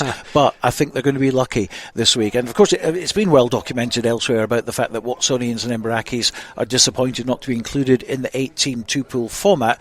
But we have the 7 top-ranked Borders teams along with 2 Scots, and it should be a good competition. Oh yeah, as you say, there's been stuff that's been well documented, but that's hopefully in the past now, and the rugby is on the horizon, and that should be the focal point from here on in. You mentioned Gala with the clean sweep last year, and they will be looking to emulate that, and I believe that it is a possibility as well. Of course, there'll be other clubs, but we don't know too much about what's happening in the kind of the under-18s, under-16s level at this time of year, but yeah, Gala will be there or thereabouts, you would have thought, in the main tournament. And of course, Kelso won at Peebles a couple of weeks ago, coming back at Hawick. It was 17-0 down, I think, and they won 19-17. Hawick, they're in the same group as Kelso. They'll be smarting over that for sure, looking for a bit of revenge. Yeah, and I'm not sure how the pre-season 15s fixtures lie this weekend. I think Hawick have got a game. I'm not sure Kelso will have after their exertion tonight. I know that Jed's 15s game is off now, so they can concentrate. That's good news. Then it'll be good to see Jed there, because obviously they've not been at some of the tournaments early in the piece the last couple of years. So yeah, it'll be good to have them in attendance. So no, it's shaping up to be a good day's rugby, and there's teams that there's more than one team can win it. Now, Pool A is Melrose, Selkirk, Jed Forest and 2 Scots. Pool B, Gala, Kelso, Hawick and Peebles, and that Pool B looks very, very strong. Yeah, it looks tasty, and as does the other one. And Melrose will fancy their chances. They're always fairly prominent, and who knows what the 2 Scots will bring. They've been good supporters of the event the last couple of years, and they will be looking to get their hands on the trophy sooner or later, and they'll bring that Fijian flair, no doubt. So yeah, they could be there or thereabouts too. Well, that's just about it for today. We're looking forward, as I say, to Saturday's event. But it's ended here at Poynder Park. Kelso 29, Peebles 17 in the Border League. So the first competitive game of the season goes to Kelso. But, as we've just been talking about, we'll be moving on to Netherdale on Saturday. So join us at 4 o'clock for live commentary from the event. But for now, from everyone here at Poynder Park, thanks for listening. And from me and the team, a very good night.